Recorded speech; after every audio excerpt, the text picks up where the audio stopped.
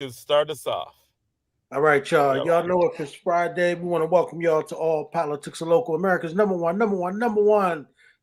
political hip hop radio talk show. Y'all know if it's Friday, y'all know it is time for All Politics Local. But more importantly, y'all know if it's the third Friday, y'all know it's time for the Mayor's Forum with our beloved brother, the one and only Mayor Raz J. Baraka, always punching above his weight. I think the mayor weighed about buck 50, right? You know, Wow. he's always punching in the middleweight division though. So we want to welcome our brother, of course, to the show. And That was a that was a boxing analogy. Ed is a former boxer, so he's always talking in boxing terms. Right. Yeah, and we have a couple of other things going on tonight. What's some of the other stuff, John, we got going on? We're going to have Howard University activist coming on with the legendary activist Vicki Donaldson. That'll happen at 6:30. At 7 o'clock, we're going to have a conversation with Zaid Muhammad and Dr. Kelly. Uh, Doctor, his name just jumped out of my head. He's the chair of the Seton Hall Africana Studies Department. Harris. Dr. Dr. Harris. Kelly Harris, yes, Dr. Kelly Harris. And they're going to be talking about the recent exonerations of the two people who were convicted of killing Malcolm X. They're going to talk about all those implications. I was just read about that in the New York Times. We just served, and that's like really important rewriting of history. And at 8 o'clock, we're going to have a conversation on reparations. That'll be a good conversation as well. There was something that was called a harm report that was just put out, and we're going to be talking about the harm report and reparations. We're going to be doing that with Zaid Muhammad, and we're also going to be doing that. We're also going to be having another conversation with on that topic. We're going to be having a conversation with Cam Howard, who's going to be talking about racialized trauma and on the harm report. And then, of course, at 8:30, we're going to have DJ Rhino in the State of Hip Hop. So it's going to be a full night, and it's going to be a lot of stuff going on. But we are starting off with the Mayor's Forum. That's right. Yep. Yes, Welcome sir. to the Mayor's Forum. Yes, sir. Thanks for having me. There's a lot to talk about. Yeah. I unfortunately I can't be on all like I usually do for the whole hour. I got the mayor of Rochester who drove 6 hours to be here to talk to me. He's been with me since 3 o'clock. He just got elected, so he's the mayor-elect of Rochester, trying to figure out some things to do and not do. And I can help him with some things not to do, that's for sure. And a couple of things to do. Hopefully I can add some of those to help the young black brother out as he tries to navigate this politics over in Rochester, New York, that is having a series of problems right now. He beat the incumbent 2-1, ran against that machine, and I think he's going to do an outstanding job. So hopefully, maybe one day you guys can get him on the show. Yeah, man. Yeah. That would be great. Absolutely. But Yes, absolutely. Yes. I just put out a open letter to the people in the community, man, about what happened on Tuesday. Yes. Just that evening we had 5 different incidents, 8 people shot. Right. Thank God right now nobody has died, but still a possibility. And 2 of them were kids inside of a stolen car. And then after that, I believe a car that was stolen hit 2 or 3 people and killed one of them. The following day. And so this at some point we have to take responsibility for what's going on. It's almost embarrassing. That morning I was down at the League of Municipalities in a room of people that don't look exactly like me, myself and Kenyatta, the Corporation Council, arguing that they support the resolution for a civilian complaint review board across the state of New Jersey, for police violence and mitigating, police who are violating people's constitutional rights. Thank God they voted unanimously to support it. But then we got all kind of calls back about how this needs to happen and that needs to happen and this needs to happen, just trying to put obstacles in the way. And I know it's difficult because these people, they don't understand our community. Some of them are, willfully don't understand our community, but then, others don't, and they see these things happening in our city, and they think, oh, what, these people are crazy. Why they don't like the police? Meanwhile, their community is, tearing itself apart. And it's not about liking the police. It's about, systemic issues of racism that, take our lives. We taking our own lives, the police taking our lives, and white vigilantes taking our lives. And nobody is getting, there is no justice for it. So our lives are easy to take. Right. By all people. So we have an equal opportunity of people who can kill us. Right. And, we can get killed by our neighbor who look like us. We can get killed by the police, and we can get killed by white vigilantes whose mother drives them across state lines and buys a gun illegally. He could shoot us in front of a bunch of witnesses and still get away with it because our lives are not worth anything. Right. And that begins with us, like our value of our own lives, and how we uphold our own humanity. It becomes increasingly important. We out here advocating that other people uphold our humanity. We got to uphold our own damn humanity at the same time, and we got to put all these things together. I was on a national call with National League of Cities with the mayor of Baltimore, who is advocating for alternative ways to reduce violence, advocating for constitutional policing. But he had his 300th murder a couple of days ago. Right. So we talking about the same kind of issues, right? And this is a down, solid brother, same kind of issues. Like, it becomes increasingly hard for mayors to go around here, advocate for these things that we know is right for our community, but at the same time, have our community turn on itself. Yep. Yeah. And we have to talk about that. And, we had a frank conversation. I said, listen, we have to raise those issues. Nobody else is going to raise them. We have to do it. That's why we in leadership. You got to do it. No matter how difficult it is, how painful it becomes, we have to talk about those things, right? And plus, it kills the narrative that we don't talk about the violence in our own community, because that's always been a lie. Yep. And that's what we those talk folks about say. it all the time. Yeah, that's always been a lie, right? Oh, y'all don't get upset when people kill us. That's not true. I'm on a call. Somebody says, "Oh, what we gonna do about how do we make people understand that police violence is related to community violence?"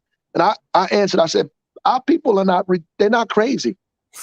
Violence is violence. They know that. They don't want to be murdered by cops, and they don't want to be murdered by kids on the street. They don't want to be murdered. They don't want to have it. The problem is that it's easy to kill us. Right. That's the problem. Right. It's easy for us to die, and people walk away from it and act like it's normal. Like, it's okay to kill black people because we're afraid of them. Mm-hmm. It's okay to kill black people because we're scared of them. Because they're big and vicious and mean.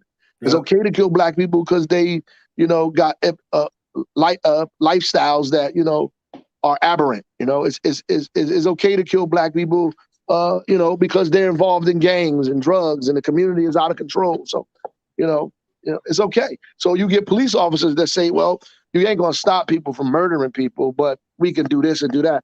When you start off with that premise, you're automatically saying that the death of our people is inherent. Right.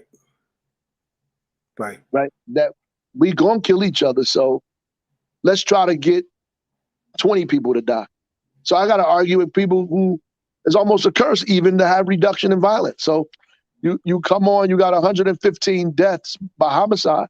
We get it down to 50. So we're not at 50 deaths yet. So when you start talking, the first thing they say is, oh, only 50 people are dead.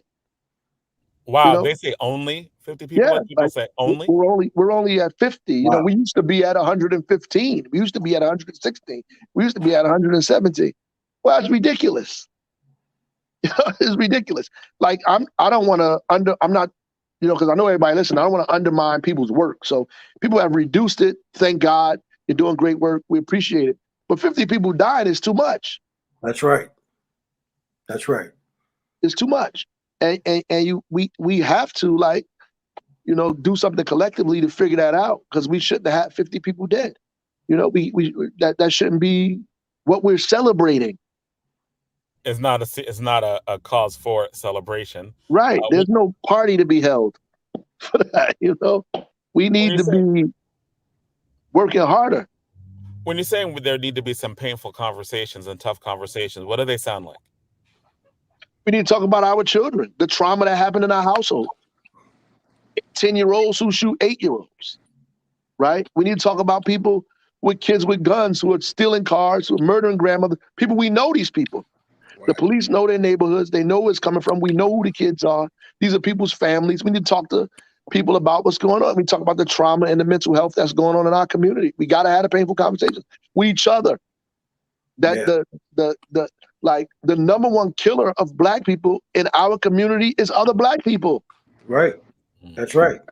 We gotta have those conversations, and we have to talk about it like straight up and down. There's all kind of reasons why. There's all kind of root causes to it, and we need to deal with the root causes. You know, I'm with that, and we need to dismantle systems of oppression and white supremacy and all this other kind of stuff. But damn it, we gotta talk about what we gotta do now because people are losing their life. They killed this rapper, he then got killed. You know, it's just bizarre. Yeah, right. Dope. Yeah, Memphis, Tennessee. You know, one of Mr. Mayor, one of the victims, one of the brothers that became a victim of those shootings was a student at Weequahic High School. You know, good kid, man, in school. You know, I don't know what was going on in the streets, but he was a good kid in school, man. He was a very respectful kid in school, man. But you're right. We got to talk about these things. I mean, my brother Ed always says that, you know, we're suffering from police violence and senseless community violence. It's an and, not an and or. Yeah. And nuts who could just come in our community and shoot us. White kids can just shoot us with automatic rifles too. So you got to include them. Or crazy ass vigilantes who can shoot you walking in your neighborhood for having a hoodie on and Skittles. Another factor. That's right. Or running down the street jogging. You can get murdered on a jogging. Right. Right. Absolutely, Mr. Mayor. You're on point. But you know what's deep though, man. You know, you remember, you know, before you became the mayor, man. Remember when we would do those rallies and you would be on the porch and people would be afraid to tell who the killers are, right? Yeah. And you would say, "Damn it! If you're afraid to tell the killers are, tell them where I live at. Tell them to come see me, right?" And I think that's what we've got to do. We've got a lot of killers out here, and people are afraid. We've got to do something about that, right? Yeah, and then we glorify them. I was looking at. I see a guy. I said, like this guy. He's like railing about the crime and violence in the city, but then you go to his Instagram page. He's like, free the homie, free this one, free dude, free this person, free that person. We glorify gangsterism and killers. Then we get upset when people kill people. Then we want more police in our community than the police kill us. So we just like at some point, man, like, you know, able-bodied, progressive-minded individuals got to come together and figure this thing out. Like, we can't be the victims of every person in this country. Like, we can't become like, you know, because then you can't even raise your kids anymore. Like, you can't be in the suburbs, you can't be in the country, you can't be in the city. There's nowhere for you to go. Right. There's nowhere for you to go to feel safe. Right. You're in the suburbs, you get pulled over by some crazy cop and they shoot you. You know, you can't, you know, or you're in the city, you're on the way to school or going home from a, you know, West Side's all night program and you get shot on the way home. Yeah. Like, so at some point we have to keep the same energy when talking about this stuff. And we can't keep giving excuses to people who are destroying our neighborhoods. And that's what I said in my open letter. Like, we can't shelter these people. Right. We can't shelter these people. And, you know, I was talking to somebody that was in argument, debate with somebody that's in one of these new break-offs from the Panther organization. Like, I said, the Panthers didn't tolerate that stuff. I don't understand how you think you should be protecting. They didn't tolerate people who sold drugs to our people in the community, right? Or victimize our cities. They didn't tolerate that. So I don't understand how you were protecting those people. For fighting that. Yeah, like, I mean, you got the history mixed up and twisted, brother. Right. I mean, that's not what happened. You know what I'm saying? That ain't how it went down. Absolutely. Like, they understood that our community had to be protected from all forces of oppression. That's right. Right? Even the ones who oppressed us, that become lumpen and not interested in any kind of change, only interested in benefiting from the misery that exist in our community because we live under systems that created misery for us. That's right. Right. That's right. And to pretend that we super strong because we went through this. No, our families have been affected terribly by living in these conditions. That's and the right. trauma that has been as a result of it, that's the hard conversations that we need to have. The Absolutely. trauma that we experience for living under these conditions and how we pull ourselves from up under that trauma. Absolutely. Well, Mr. Mack, you let our followers, listeners, people tuning into the radio show, let them know some of the programs that your office is, has established to help reduce violence in the city of Newark. Oh yeah, we just put out an RFP for $1 million. We're getting ready to put out another one for $19 million over the next 3 years for community-based organizations only in Newark that have all kind of strategies around reducing violence and crime. We created the Brick City Peace Collective, which convenes all of the anti-violence community-based organizations around the work that's going on, and so they can do it collectively. Office of Violence Prevention, Trauma Recovery. We hired tons of social workers. Keisha Uri is running a Saturday Academy program right now for kids that are in trouble or about to be in trouble. Academy that's a continuation of the summer academy that she ran. We also have the Newark Street Academy that pays kids 14 to 24 to go back to school and get their education or get a job. So they go to class and we pay them to go to class and do that work. We give them a stipend to do that. So there are a myriad of programs and things that are going on in the city to help us reduce violence and crime. But ultimately, we need all hands on deck. I mean, people you talk to people, they say, oh, we're going to have spikes and things like that are going to happen. We're going to have spikes. I don't want to talk to people who say that anymore. And I told my folks today, I don't want to talk to people who say those kind of things, who minimize our death and make our murder normal. Right. That's right. On point, Mr. Bear. That's right. Appreciate that. The reason why I asked you to, just to talk about some of the programs your office sponsors, because there are folk out there saying, what is the mayor doing? And when I mention some of these things, they say to me, oh, Brother Bashir, I didn't know the mayor had all these programs in existence to help stop the violence, And I said, yeah, these are some of the programs. But at the same time, I'm like, well, we as a community, we as a people have to create our own organizations. Yeah, absolutely. I was telling you before, I was on Halsey Street doing a Halsey festival. A guy out there said to me when I was walking by, you need to talk to these young people out here. No, not you, we.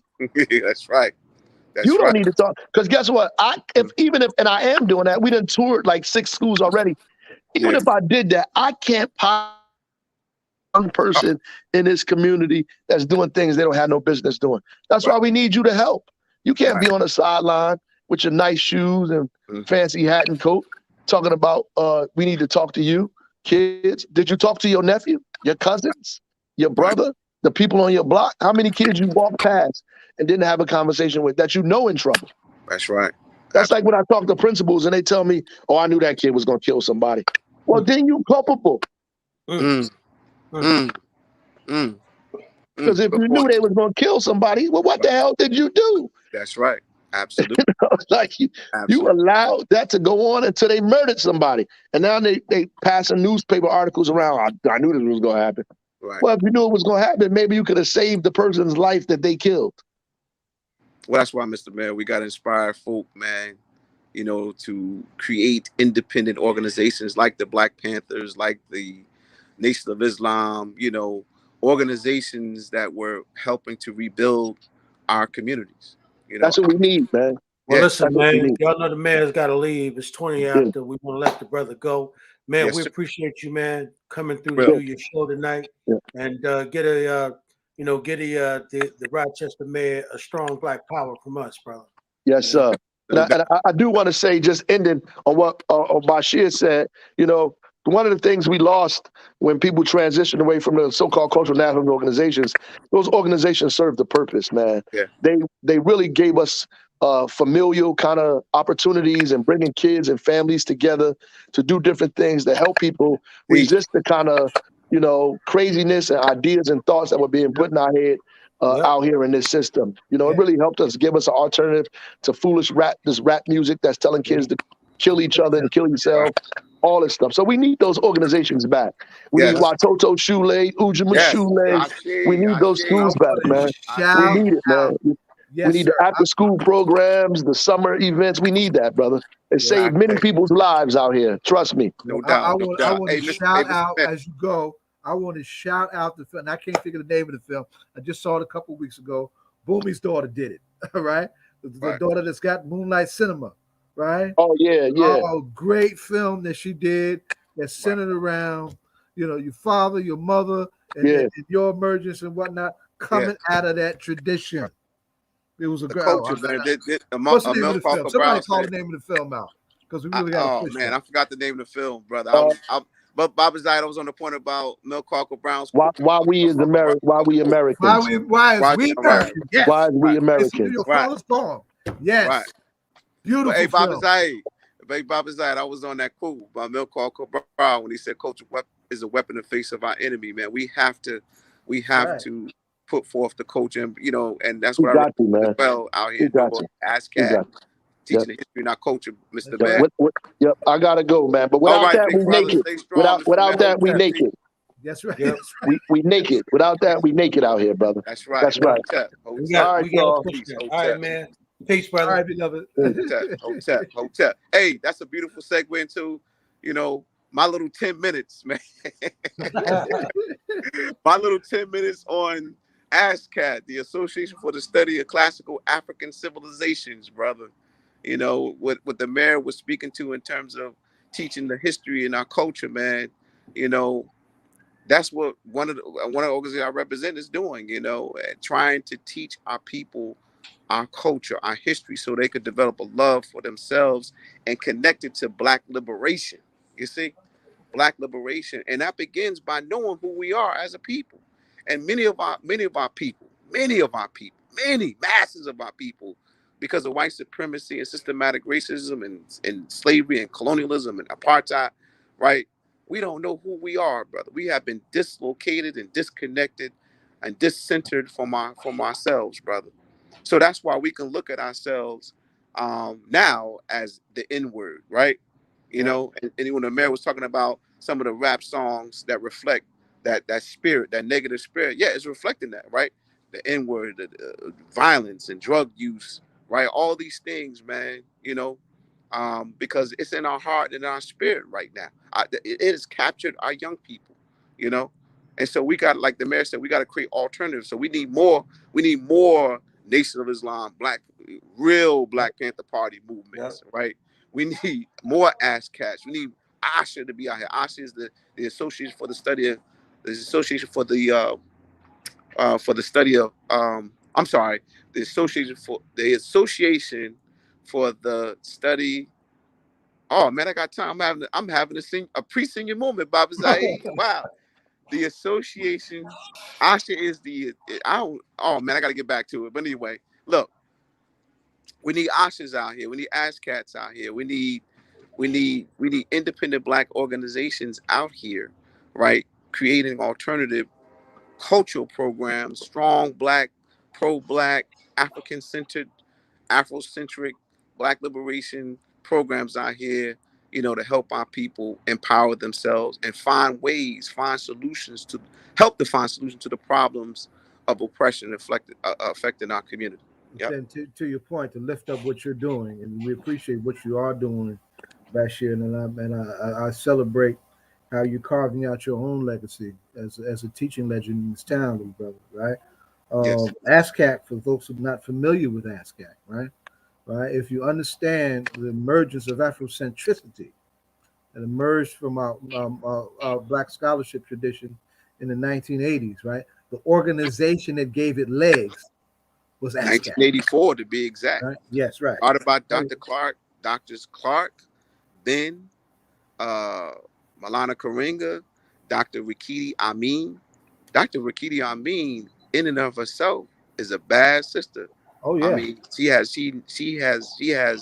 she can speak fluently 4 languages: Chinese, French, Hebrew, and Medunet. That's the ancient and who was still with us then, who's working one of the centerpieces of all this, none other than the late great Sheikh Anta Diop. He was still with us in Absolutely. 1984. Absolutely. Right? Absolutely. And he's You know, certainly he's been a huge influence and one of the absolutely. bedrock influences on the emergence of what we call Afrocentricity.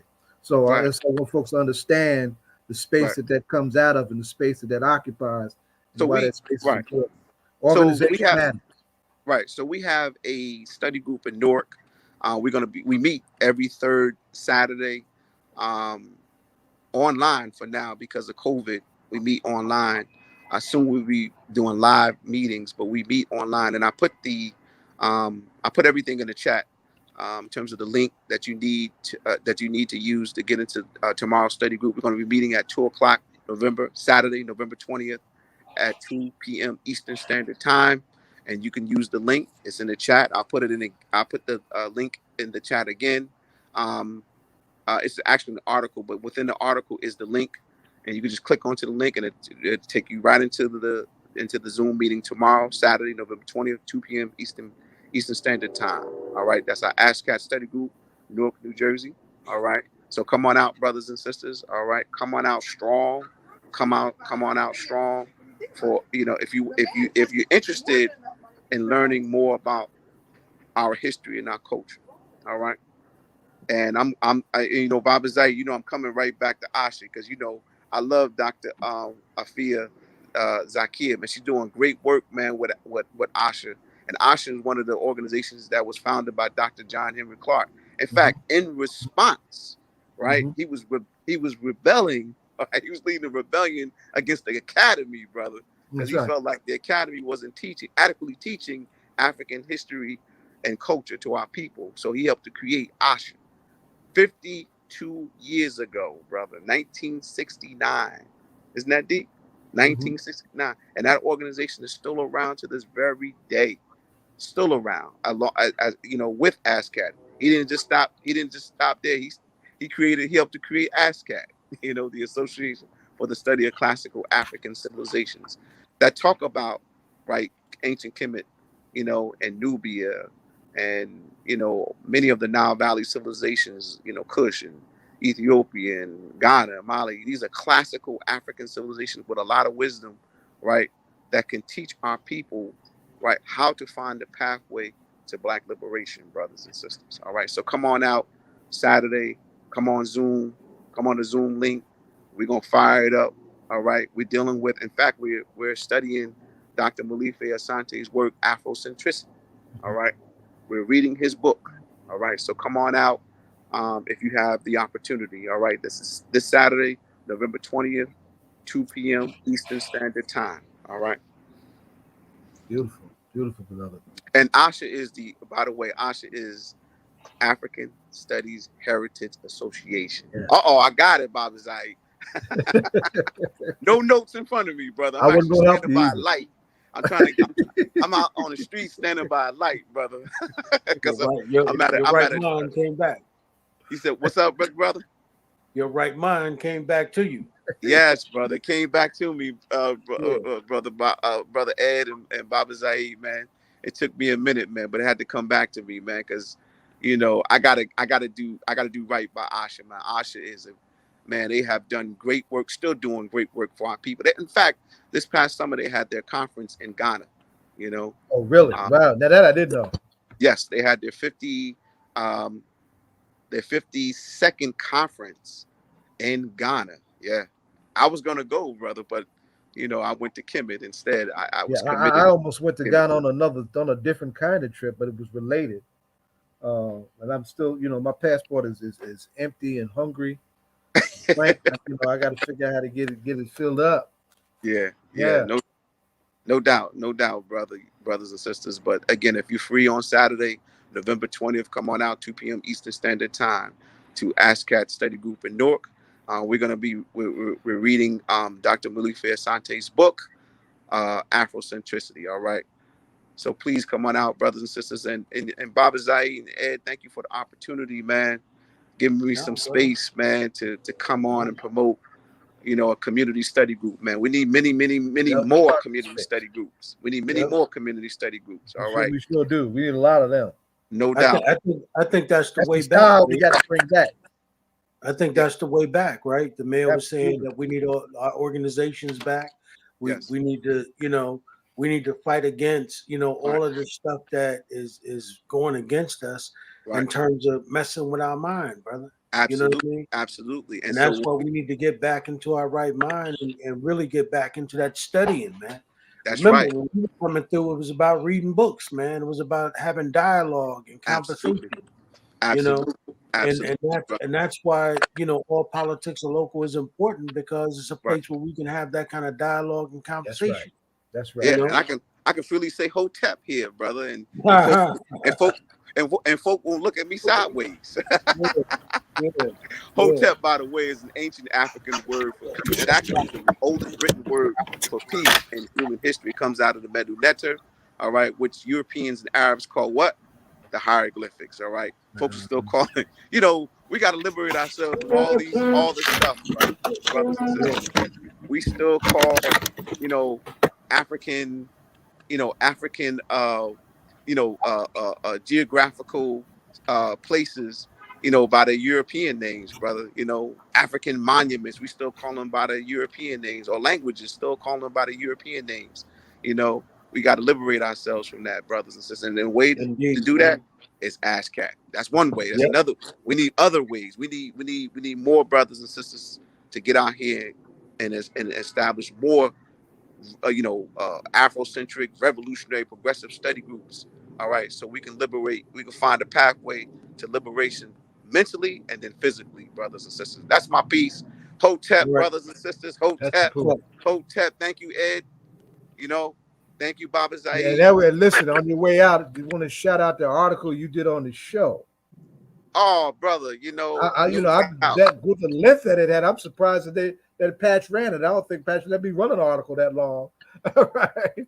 But Wow, it was a wow. slam dunk. It was a good summation of the show's history, and it's important, every now and then to assess where you're at and assess where you've Yes, been, and to put that yes. out so folks can see just what you're about. So that was Absolutely. huge. That was Thank huge. no, but thank you, Baba Zai. Thank you, All Baba right, Zai. No, this is a very important show for our people in the and city of you helped Newark, start the show. throughout the country.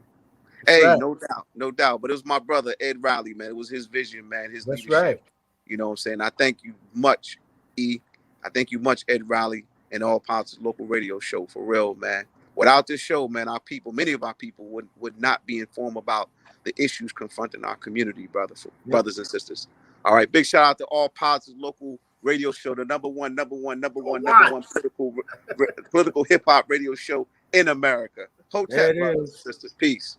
Peace, brother. Zaid, you want to do the honors? Welcome our next guest. Oh, this is hot. This half hour gonna be hot. Shoot, let me tell you something. We got this young daughter from at Howard University turning it up, and she's gonna sit with somebody who turned it up for Rutgers Newark, right? The great Vicky Donaldson. I stand on her shoulders 1,000% in terms of the Black student movement, right? Chandler, before you introduce yourself, I want to try and do my best to do your elders some justice, and I don't know if I can. But once upon a time, when we had a genuine, full-fledged Black liberation movement, we also had a Black student movement, right? And in Newark, New Jersey, at Rutgers University, there were some students who were in the Black organization of students, so like y'all shut stuff down. They took over a building and shut it down too. And what they did is that the impact of that work back in '69 triggered and put in play as a consequence of the state having to say, oh, okay, we got a problem here. We got to fix some of this stuff. Some very important supports that made it possible for a whole lot of us to go to school where we couldn't go to school before that, right? Yep. Our EOFs, our equal opportunity funds, our EOPs, our equal opportunity program, all of that is a consequence of what happened in '69. And this elder who you're going to be sharing the mic with in just a moment. This is Vicky Donaldson. Vicky, it's good to see you, my queen. Right? I've been seeing your young man all over the town. He's doing his thing, right? And we're proud of him, just like we're proud of you. But this young sister and her crew, and we have to do these things. We do these things out of pain and frustration of things not being right. And it's unfortunate that at one of our premier historically black college and universities, and I'm not going to hedge about this because my mama went to Howard University for whatever it's worth, right? We just celebrated Kwame Ture's passing anniversary. He went to Howard, and Rass's father went there. A whole lot of us come out of that Howard matrix, and we are disgusted to hear that our students, our children, right, and our grandchildren, some of us, right, okay, were in housing conditions that were just simply unfit and unacceptable, and y'all did not accept that.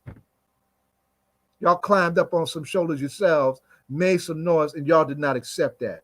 So this is Chandler Robinson. Chandler is one of those forces, those fresh, new, young voices that did not accept something that was unacceptable. So this is going to be a powerful session that I want us to share. And somebody just joined us by the name of Madam Donna K. Williams, who's also a hugely popular, once upon a time elected activist that we love too. So you give us, she's gonna jump in here too, and give us a nice mix.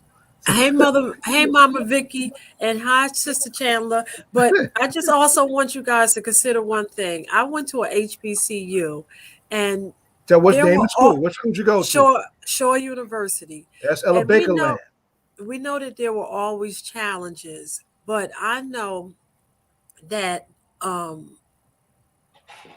elders reached back and gave.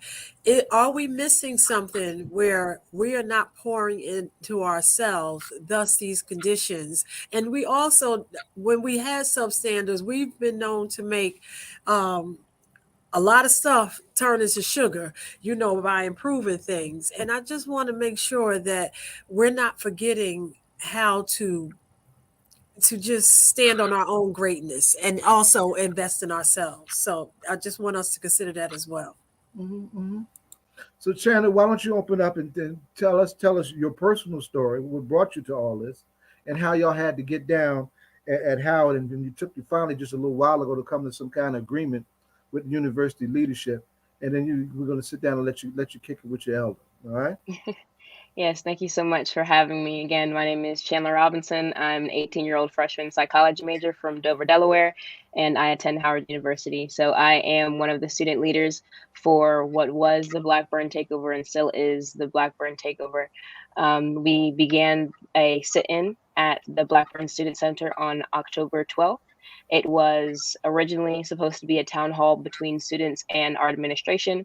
When administration failed to show up and failed to make a statement as to why they did not want to have open and transparent conversation with their students, the Blackburn Student Center started at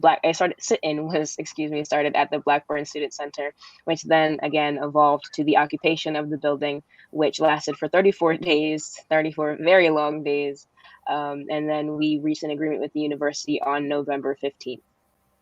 Wow. So what did the agreement consist of? So first, break down what it is. Talk about the conditions that you had to face that you were protesting. So I'm a freshman. So what I have experienced is small in comparison to what my upperclassmen have experienced, but it's enough. So I moved in October 15th. I lost Wi-Fi completely in my dorm room on August 24th, and I did not get Wi-Fi back until October 5th.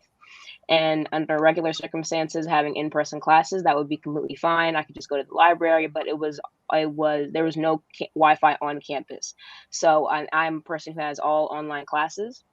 So I couldn't attend my classes for 5 weeks. I couldn't do my work for 5 weeks, and I'm still struggling to catch up on my work, not only because of the Wi-Fi situation, but because I then protested the fact that we didn't have Wi-Fi for 34 days.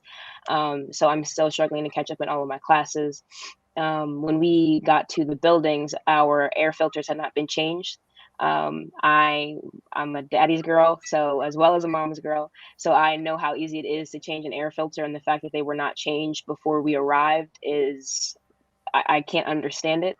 It takes less than 30 seconds to change an air filter, and our air filters were from pre-COVID.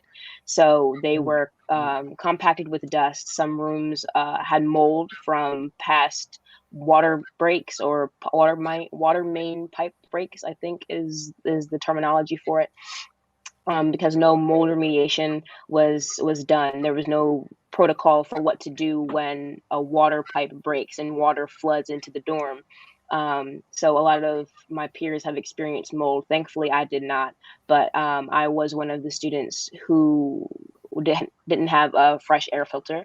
And then Friday, I believe it was November 19th, my dorm flooded. So the 4 floors of my dorm, College Hall South, I live on the first floor, flooded. Thankfully, the belongings were not damaged, but my neighbors all to the left of me, they were, and then were required to move from the dorm. And so, And when this happened, go ahead, Ed. I'm sorry. Yeah, I was just wondering, are you back in the dorms now? Yes. I'm no longer in the tents. I'm back in the dorm now. And how are the living conditions now? So for me personally, out my dorm, my air filter was changed. And since the protest began, there has been mold remediation processes or steps taken to prevent mold from growing in the dorm. So like I said, there was a flood in my dorm on the 19th. And we had maintenance workers come through with carpet cleaners to clean the carpet the same night. And then dehumidifiers were added to every room and every floor that was affected, along with, industrial strength fans to dry the carpet and to prevent mold from growing. Chandler, they didn't have to have any like post-COVID inspection before you re-enter the building. Like most institutions I know here in Jersey, I take for example our church. Before we go back into the sanctuary, we have to go through inspection, and the city inspectors have to come out and make sure certain things are compliant. Were there any such things like that going on down in DC? I really don't know. So every dorm is managed by different managing companies. So my dorm in particular is managed by Campus Apartments. So I would assume that those protocols would be followed by those managing companies. But I know when we tried to call Department of Health when students had mushrooms growing through their carpets and through their ceilings and in their showers, that they would not come because it is a private university. Okay.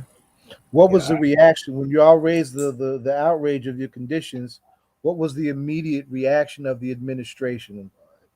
Because There was none. There was no reaction. We didn't receive any interaction from our administration other than leave the building or you will be expelled. The first night it was leave the building by 8 p.m. tonight or you will be expelled. The next day was leave the building by 12 or you will be expelled. Can you talk a little bit about some of the support that you guys got from the alumni, and who were some of those? Yes. So we did receive a lot of love and support from our alumni, and we do appreciate it so much. We've had countless people come and donate and support. We had alumni stay in the tents outside with us on the yard. Nice. Yes. So it was great. Yes, that is the Howard community. That is Howard. Our administration is not Howard. We are Howard. The students who protested, the faculty who came out and taught their classes at Howard at the protest, they are Howard, and our Howard community who showed their love and kind of just wrapped their arms around us. That is what Howard looks like. Wow. So I can tell you're a proud Bison, huh? Yes, very proud. Very proud. Yeah, it's a shame you had to have the Bison up on some of them backwards administrators. So, Mother Donaldson, does this sound like deja vu? When you hear this, what are some of the things that come across your mind or thought? What thoughts are you having? Gotta unmute yourself. Can't hear you. You're muted, Vicky. Can we unmute her? Can we unmute Mike, her? you unmute her? But there you go. There you go. Okay. There you go. Go ahead. Okay. So I'm proud that they identified the problem, determined that it was not going to be resolved satisfactorily, and took actions that put them at some personal risk. But 18, 20, those are the ages of young people who have the energy and the foresight.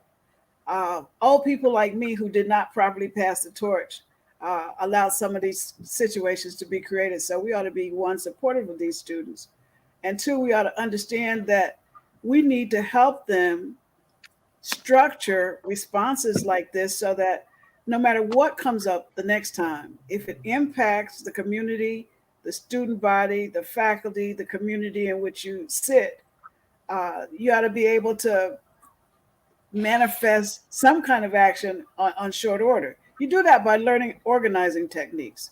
I'd be interested to know from you, how did you get people to follow you? I mean, what kinds of organizing strategies did you have to use?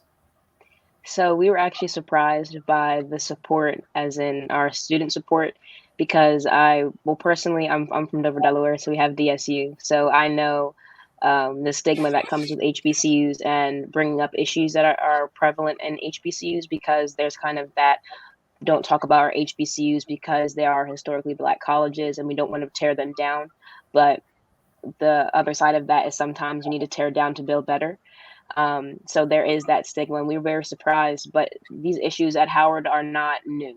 So my upperclassmen were very surprised when we had so many freshmen who came out to support, so many sophomores who haven't been on campus, juniors, but we're all experiencing very similar issues and have been for some time. I mean, it's my first semester, so I know that my upperclassmen again have been experiencing it for so very long.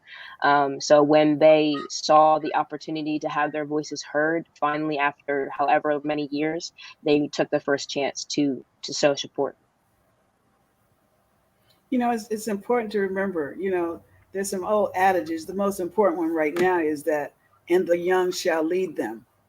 So right. Being 18, being able to sort of maneuver this protest into a very constructive outcome is something that we ought to applaud. Now, I'd like to think that if I had gone to an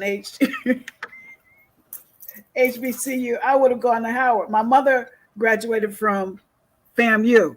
So I certainly support Black colleges and universities. What I'd like to suggest to you, though, it doesn't really matter what the issue is sometimes. Sometimes you have to go to great lengths to organize, and you have to bring people along. There's some young people who will look at you as a role model. What you have to do is remember, and I'm preaching because I'm old and they allow me to do this, but you got to always remember, it doesn't matter the problem as long as you have a strategy. You can identify what the problem is very concisely. It wasn't just that there was mold. It was that there needed to be repairs, and they were long-standing. I remember when Morehouse went through a similar kind of issue without protest, but they knew that we have to do something to protect these institutions and the buildings that the institutions reside in. Institutions don't really walk around in thin air. They walk around in real people. So you hold people accountable, but you have to know more about the issues sometimes than the people that you're trying to move. For example, you knew probably, I would hope, that there is a very, very powerful impact that could harm students if these conditions were allowed to exist. It's not unlike the harm caused by our inactivity in the face of all this racial kinds of things. Today, I'm sorry, I'm thinking about the verdict in Oklahoma. Rittenhouse was, of course, found not guilty. Wisconsin, Wisconsin. Yes. You know, I can't help but say that. You know, my heart is very heavy, but my heart is also buoyed by the fact that there are still young people who still do things, who still recognize that there are things that we ought to be doing. And I just applaud you. I just applaud you. I'm talking too much, but I really thank you so much. We brought y'all here to talk. Absolutely. So Chandler, where do we go from here? Is it is everything are the projects completed? Is there a plan, a rollout over a short term, long term? Are there some things that you still need? Are there some supports that also get caught up in your work? Yes. I'm working day and night. I was up till 5 o'clock this morning, actually working on homework. So I'm constantly working on homework because that's why I'm here. I'm a student. I'm here to study. We are constantly going to be holding the university accountable because the agreement is confidential. So those who were a part of the Blackburn takeover during the sit-in have access to the information that was in the agreement. So everyone who has access to the information has agreed that we are going to continuously hold the university accountable. What I've seen on social media and anyway is that people's concern is that because the agreement is confidential, how do we hold the university accountable? Well, my response to that would be we stayed in there for 34 days and we would not have left had the agreement been what 34 we wanted. days. Wow. Yes, we had plans to stay for Thanksgiving.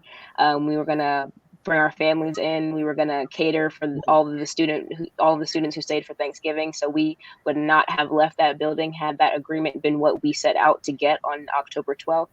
And we will continuously hold the university accountable. And regarding the confidentiality of the agreement, if the university, again, God forbid, were to not hold up their end of the agreement, that makes it null and void. And then we would be able to talk about it immediately because that confidentiality piece is no longer in play. Well, Let me ask you another question. Go ahead. I'm sorry. Go ahead, Ed.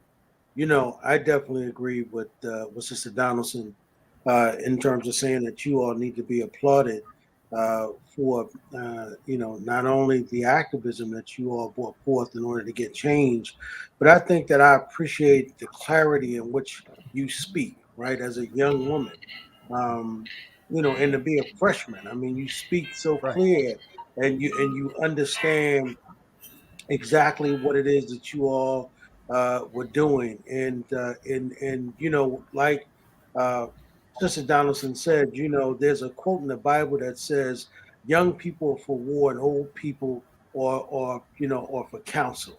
And I appreciate the fact that you all were taking counsel and that you all were following direction. And so I applaud you and want to make sure that that all politics are local, what we do here in the community in terms of, sharing information with our people.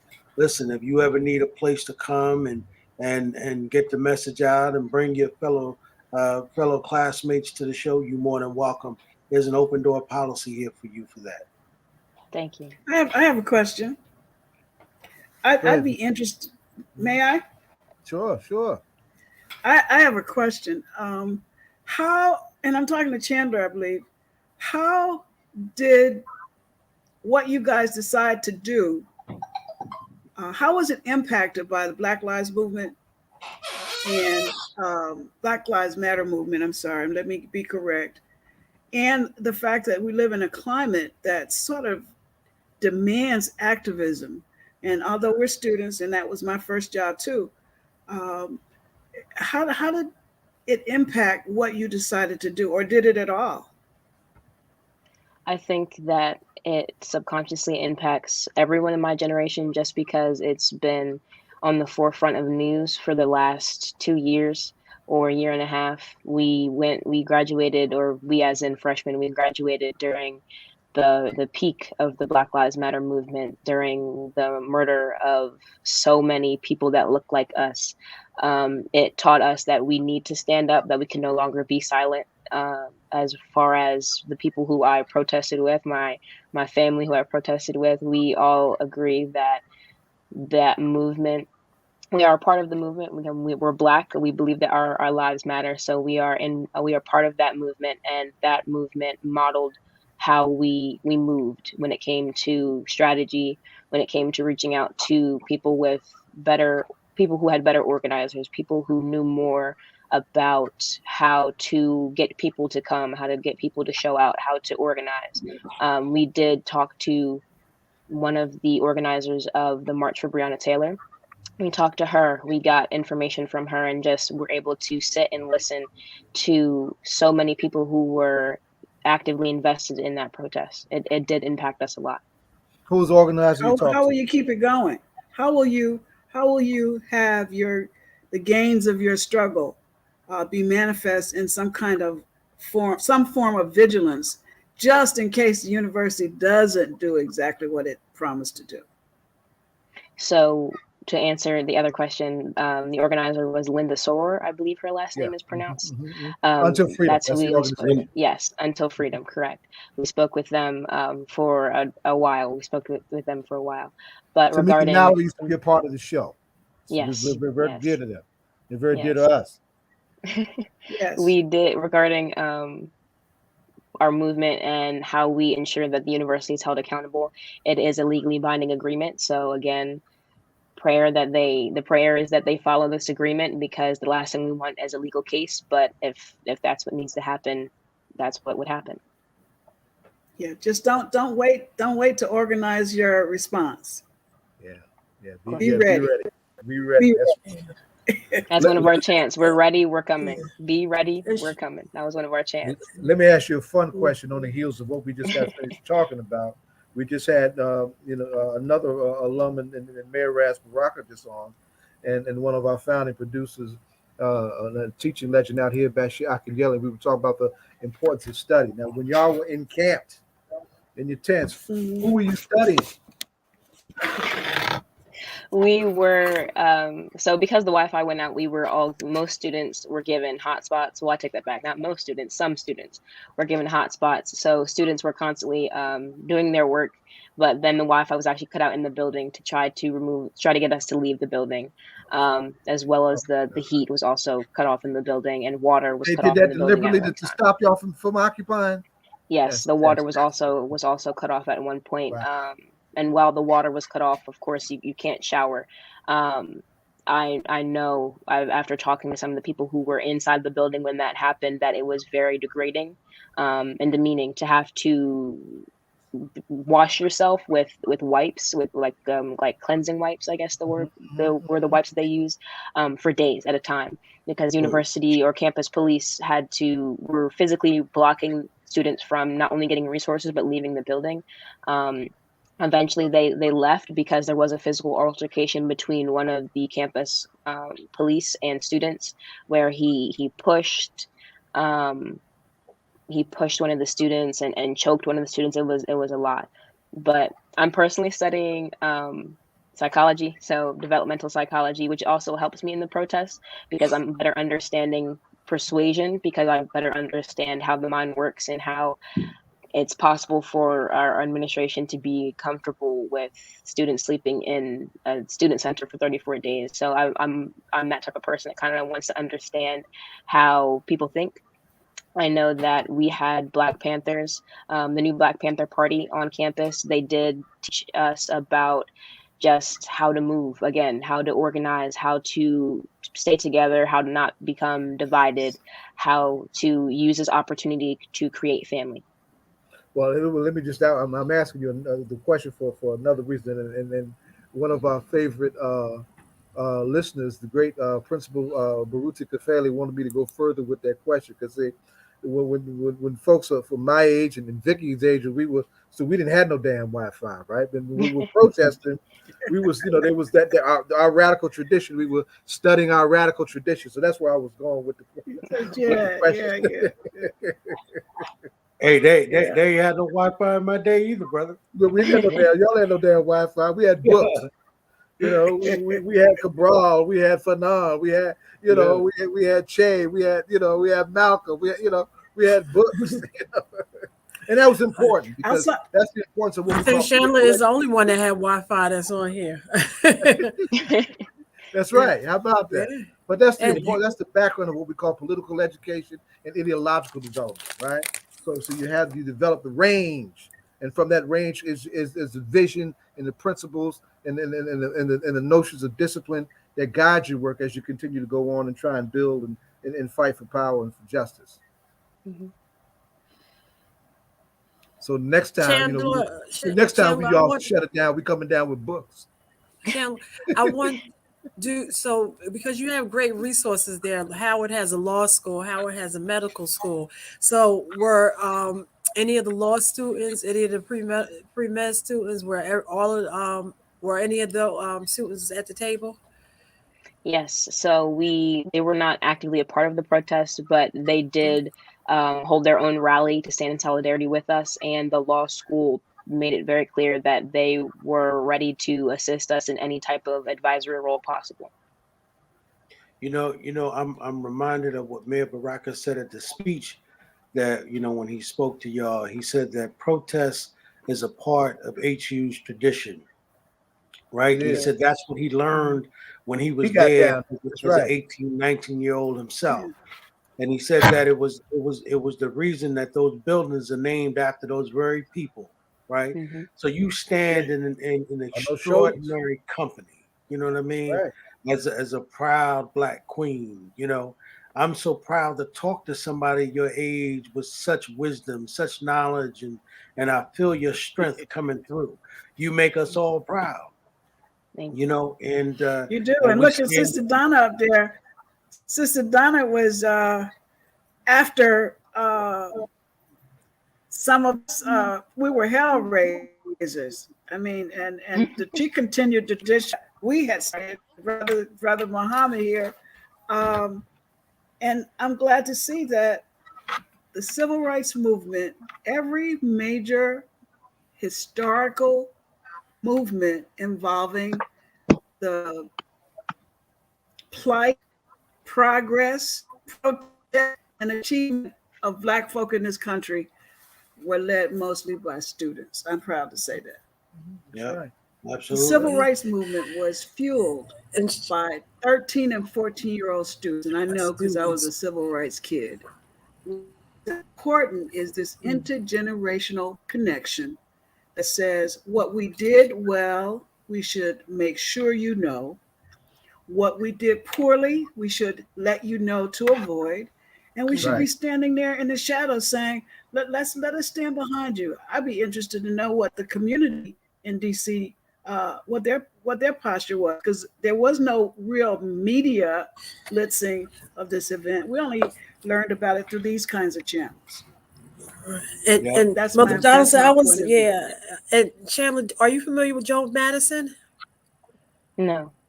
Okay, write that note down because he's down in DC and he's on Syria. He should be a strong resource for you. But I did hear it on his show, and also Howard University is in the middle of a gentrified neighborhood. To know that this is going on with all of everything that's around.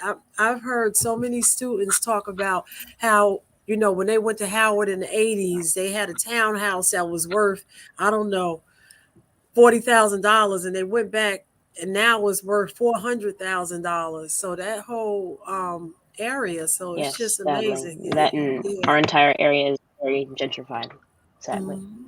And we wanted to bring in. We have a very important question to ask you before you leave, but we wanted to bring in Dr. Harris, who's a professor here at Seton Hall, just so that you can continue to build your resources and your how are you and your networking community. How y'all doing? This is a good discussion. I'm enjoying listening to it because I'm very proud of it. My daughter is a freshman at Howard, and I know she spent a couple nights. Yeah. She's in that car STEM program, but so I've been getting the 411 from her on what's been going on down there. But I'm very proud of the students and what they've done. They did a great job, and are doing a great job. So I think Brother Riley said it so eloquently. So I can't say it any better than what he said. Well, the one thing we do want you to know is that we are organizing the 50th anniversary of the National Black Political Convention in Newark, and it's going to be hosted by Mayor Raz J. Baraka. It's going to be hosted by Brother Mayor Lumumba and Brother James M. Tume. And I'm going to see to it personally that you all get an invitation to come to that convention in the city of Newark.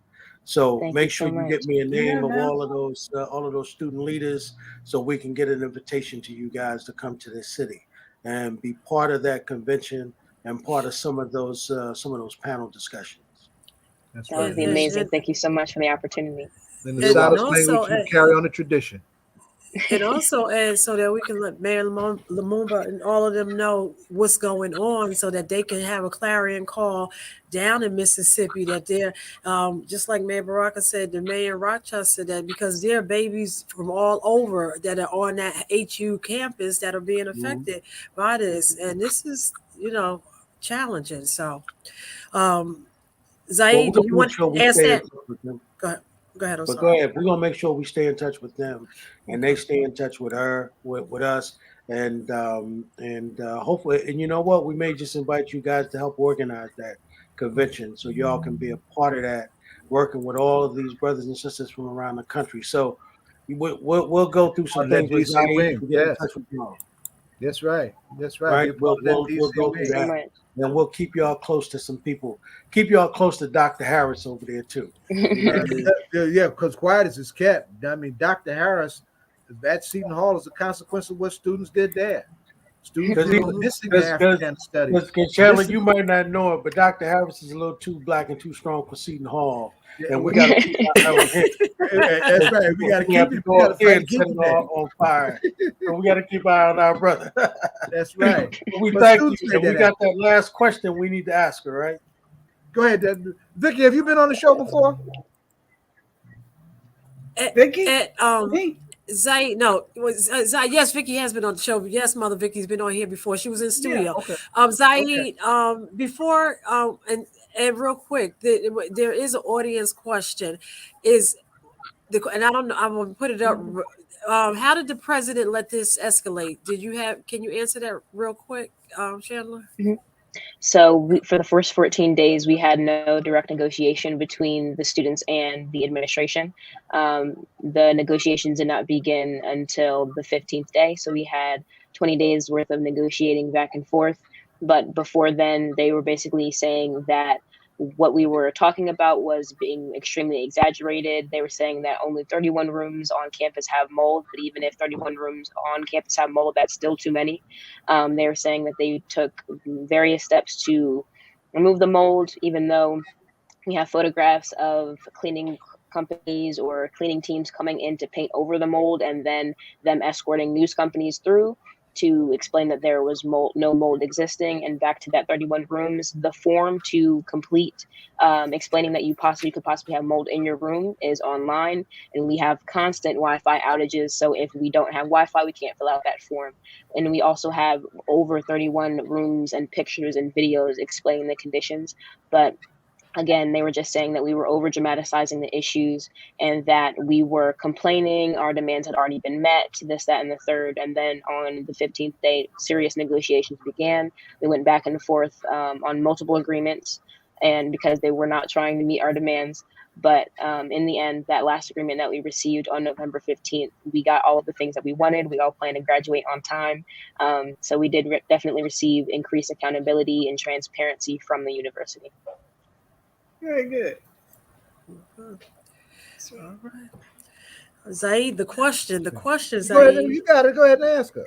Okay, so Chandler, this is a hip hop radio show. So we ask all of our guests, what hip hop artist and or group are you listening to, or is your favorite artist? Oh man, that's hard. I love music so much I can't pick a favorite. Oh man. First that come to your mind. What were y'all rocking while y'all were in them tents? It was us, our music. You getting stumped by that question, Mr. It was our music. It was us. It was us performing. Good Lord. What were y'all listening to out there? Us. We did live performances because we had a lot of College of Fine Arts majors out there. So we had a talent show. We had a lot of our own live music and go-go bands that came out and performed. That's so hard. There's so many good artists out there. Name some of your folks that perform. Yeah. I mean, hip hop. That performed? Okay, Chris performed out there. He killed that. Mason killed that. We have a girl out there named Deja who performed. Sunny, she performed. They did really well. Their music is amazing. Love them to death. They are amazing. But I mean, I'll just give you the most recent person I listened to was Black of the Berry by Kendrick Lamar. That was the most recent that I've listened to. Okay, can you repeat that? Because we didn't hear who was the most recent? Blacker the Berry by Kendrick Lamar. Okay, yep. Kendrick Lamar. Okay. And Mother Donaldson, what are you listening to these days? All you need now is Sweeter Wine.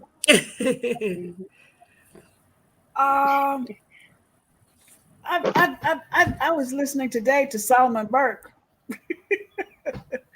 Go figure that one. I listen. Some of us remember Solomon Burke. That's like I got you.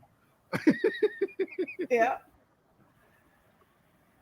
Well, it's great for old people to dance to. That's why I need intergenerational dialogue, because I don't know what's out there now. All I know is the old stuff. So here's my homework assignment. Mother Donaldson, you go pull up Kendrick Lamar, and Chandler, you go pull up Solomon Burke. Okay. Okay. There you go. Okay, so right, you want to close this? I was like, when your baby leaves you all alone. Yeah, that one. There you go. Okay.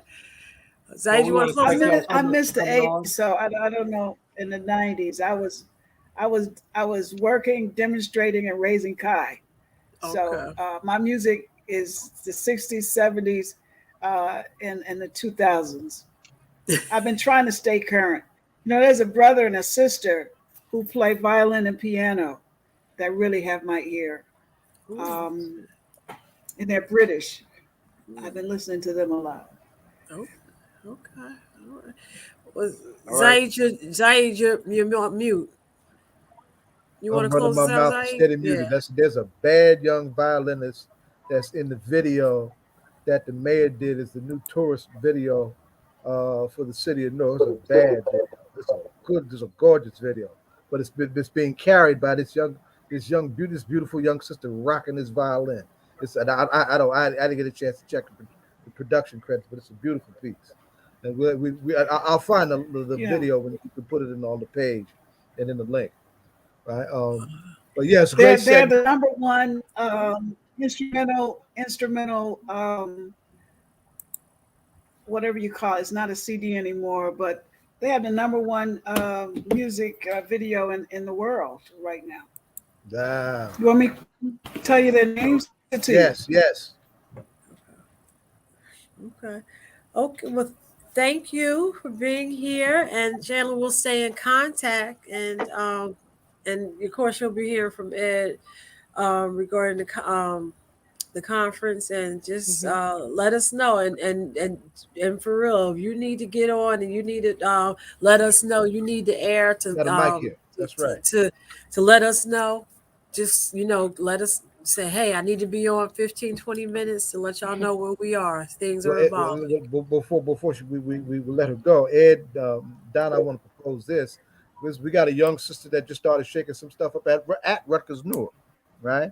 That did a march against police brutality just a couple of weeks ago. So at some point, I'd like to hook y'all up. I think that would be an interesting follow-up. So you have some local connects, that were right within your generation. And Chandler, and I'm sorry, here I go with my last question. Zaid's going to contact you to see if we can invite you to our People's Organization for Progress to see if we can write a letter on your behalf. Oh, I am? So, okay. Yes. Thank you, Chandler. Again, thank you so much for having me. We'll make Dr. Harris do it. Don't worry about it. Man, I'm giving on us. I knew you were going to say that, Donna. I knew you were going to say that. Thank you, Mother Donaldson. Vicky was looking up the group that she was talking about. Oh, hey, Sister Donna. Yes, ma'am. My brothers, my young sister. It's been my pleasure. It's been awesome. Yeah, y'all got me away from frying fish and hush puppies. Well, so I'm gonna tell you, I wish we were with you frying that fish. I support these young people so wholeheartedly.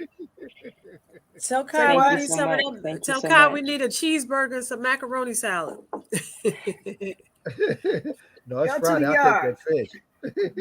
Stop at Wahlberg. Bragman's is coming back soon. Yes. Ed, did you hear that commercial right here on All Politics and Local? Did you hear the commercial go, Ed? Did you hear that? No, I didn't. Bragman's. Bragman's is coming back soon. You heard it first on All Politics and Local. Bragman's is coming back. All right. Well, listen, the yard is there right now. So we need to move to the next segment. So we want to thank them for coming. We appreciate that. All right. Thank you so much for having me. Have a great night. You too. Pleasure. All right. Pleasure's all ours, y'all. Stay strong, Chandler. Stay strong. Good night. See you, good people. All right, beloved. So I don't think Dr. Brother Harris Zaid, I see I'm running into you more often lately. That's all right. It's all good. Good It keeps me on. Night, Dr. Harris. Yes. And we just knocked Kelly out. Yeah. What happened? Did you move him around, Donna? There you go. Why'd I do it? Yeah, you put me backstage. Why'd I do it? I'm trying to get out. Oh, I'll take you out, mother. I'll take you out. Mike, can you take there you go. He did. Okay. All right, we're moving on to our next segment. Well, I don't think that Brother Kelly needed an introduction, but I think you should give him one anyway, Zaid. Well, what we're going to talk about is what happened just yesterday, something that should have happened decades ago, literally decades ago. I mean, decades, right? The exoneration of two of the men who were convicted for assassinating Malcolm, right? And they were total frame-ups, frame-ups, deliberate frame-ups, intentional frame-ups, right? As a part of a much larger, well-organized conspiracy to take our beloved Black Shining Prince from us. And that story is not being told. Okay, so we want to, unpack some of the layers to what the exoneration of Khalil Islam and Muhammad Abdulaziz. Khalil passed away some years ago. Let's see, this is 2020. I think he passed in 2005, right? You ever meet him? Yes. You did? Yes, and I had a challenging meeting with Muhammad Abdulaziz, and I'll tell you about that off the air. Right, but it was good to see that it finally happened. And brother is 83 years old now. Yeah, and look good, man. And looks very good. Yeah. If I live that long, I want to live as well as we did, and that's a part of some of our training. Our nation/Muslim training. Living right, eating right, and all of those things. Right, he preserved himself well and lived long enough to see his vindication. I mean, we could go into where else that could have gone. I mean, because my first rant was if they can, when Hayer. Well, let me stop. I'm going into discussion without introducing it. Let me back up. Right. So we're going to talk about what happened and some of the dimensions of that. Right. And Kelly, I wanted to acknowledge Kelly for his scholarship. We had several important works that took on a work that's been highly exaggerated, that I would dare say that was designed to try and take Malcolm's legacy down. And that is the work of Manning Marable. There were 2 volumes that responded to that in the tradition of John Henry Clark's response to the Nat Turner, William Styron, Nat Turner by William Styron, right? Yeah. Okay. And that is and I was trying to get Todd on the lie of reinvention that Todd Burrows and Jared Ball did, and Malcolm X real, not invented by any means necessary, that Herb Boyd, Maulana Karinga, who was the other editor? There were 3 editors. Haki, right. Haki Matabuti, right? That Kelly is in that volume, right? And I appreciate his contribution to that volume. My only problem with those 2 volumes that I ain't in either one of them. Other than that, they were important volumes because that's how seriously concerned we were about what should have come out of Manning Marable and what came out instead that was terrible. And I would say also this, right? As Manning Marable / Henry Louis Gates, and I'm going into the section now, right? And Netflix, right? This is also the system trying to cover itself commercially by using, the entertainment network with Netflix and a commercially based documentary to expose something that had already been exposed, right? And using some momentary spurt of liberalism coming out of the ranks of New York State law enforcement, when New York State law enforcement was behind the thing the whole time. That's right. That's right. To try and legitimize it, but we really didn't mean that. We're sorry. White folks can kill me, but we're sorry. They ain't talking about. Don't raise reparations, but we're sorry. Please accept our apology. Well, your apology need to come with something, right? That's right. So having said that, it's in that background, that context, that we want to talk about this. So Professor Kelly Harris, what say you? What are your immediate thoughts about what happened yesterday? Well, I echo the things you said. And first of all, thanks for having me on. I appreciate this. And they could have just let you talk because you know this stuff better than anybody. Upside down, it's left to right. You know it inside out. So the thing that came to my mind was it's interesting to me how so many people are looking at this like, wow, we didn't know this stuff, where people have known this stuff for years. And one thing about the documentary on Netflix that I didn't like was that the brother, what's his name? I forget the brother's name that did the documentary. But he positioned himself like he's the main producer, but they used Abdul Rahman Muhammad to be the that's voice. Right, Abdul Rahman Muhammad, and he was like doing his research, and he found out this and found out who the killer was, So if we go back, Tony Brown's journal, way back in the early 1980s, interviewed Talmadge Hayer, and he mentioned it. As did Gil Noble, and then he named all the killers. He named everybody that was there with him, including the one that just passed, William Bradley, who was in Newark the whole time. He named everybody, and of course our good brother Zach Kondo, in his book, "The Assassination of Malcolm X," he laid it all out for us about 30 years ago now. He named it all out. I believe it's that long. I did a book party for Zach right here in Newark. Yeah. And so he was tied up. Oh, he couldn't do it. Okay. Yeah, because Zach would have. I'm interested to see what he had to say about it as well. So New York State could have saved the taxpayers a lot of money and read the book or watched Gil Noble's tape or watched Tony Brown's journal. And they did that a long time ago. But to your point, also, what they're not doing is they're not discussing Bossy. They're not discussing COINTELPRO. They're not unredacting files. They're not releasing all those files and unredacting those files. So they're not doing any of those things. So we know they're not serious. They're not serious about it. But I should point out too, there is one. I know Carl Evans believes that Norman Butler, aka Aziz, he believes he did it. Carl Evans is on record saying that he did it. I will agree with him. That's the one place where I didn't agree with Carl either, too. Yeah, because I like Carl's stuff. Yeah.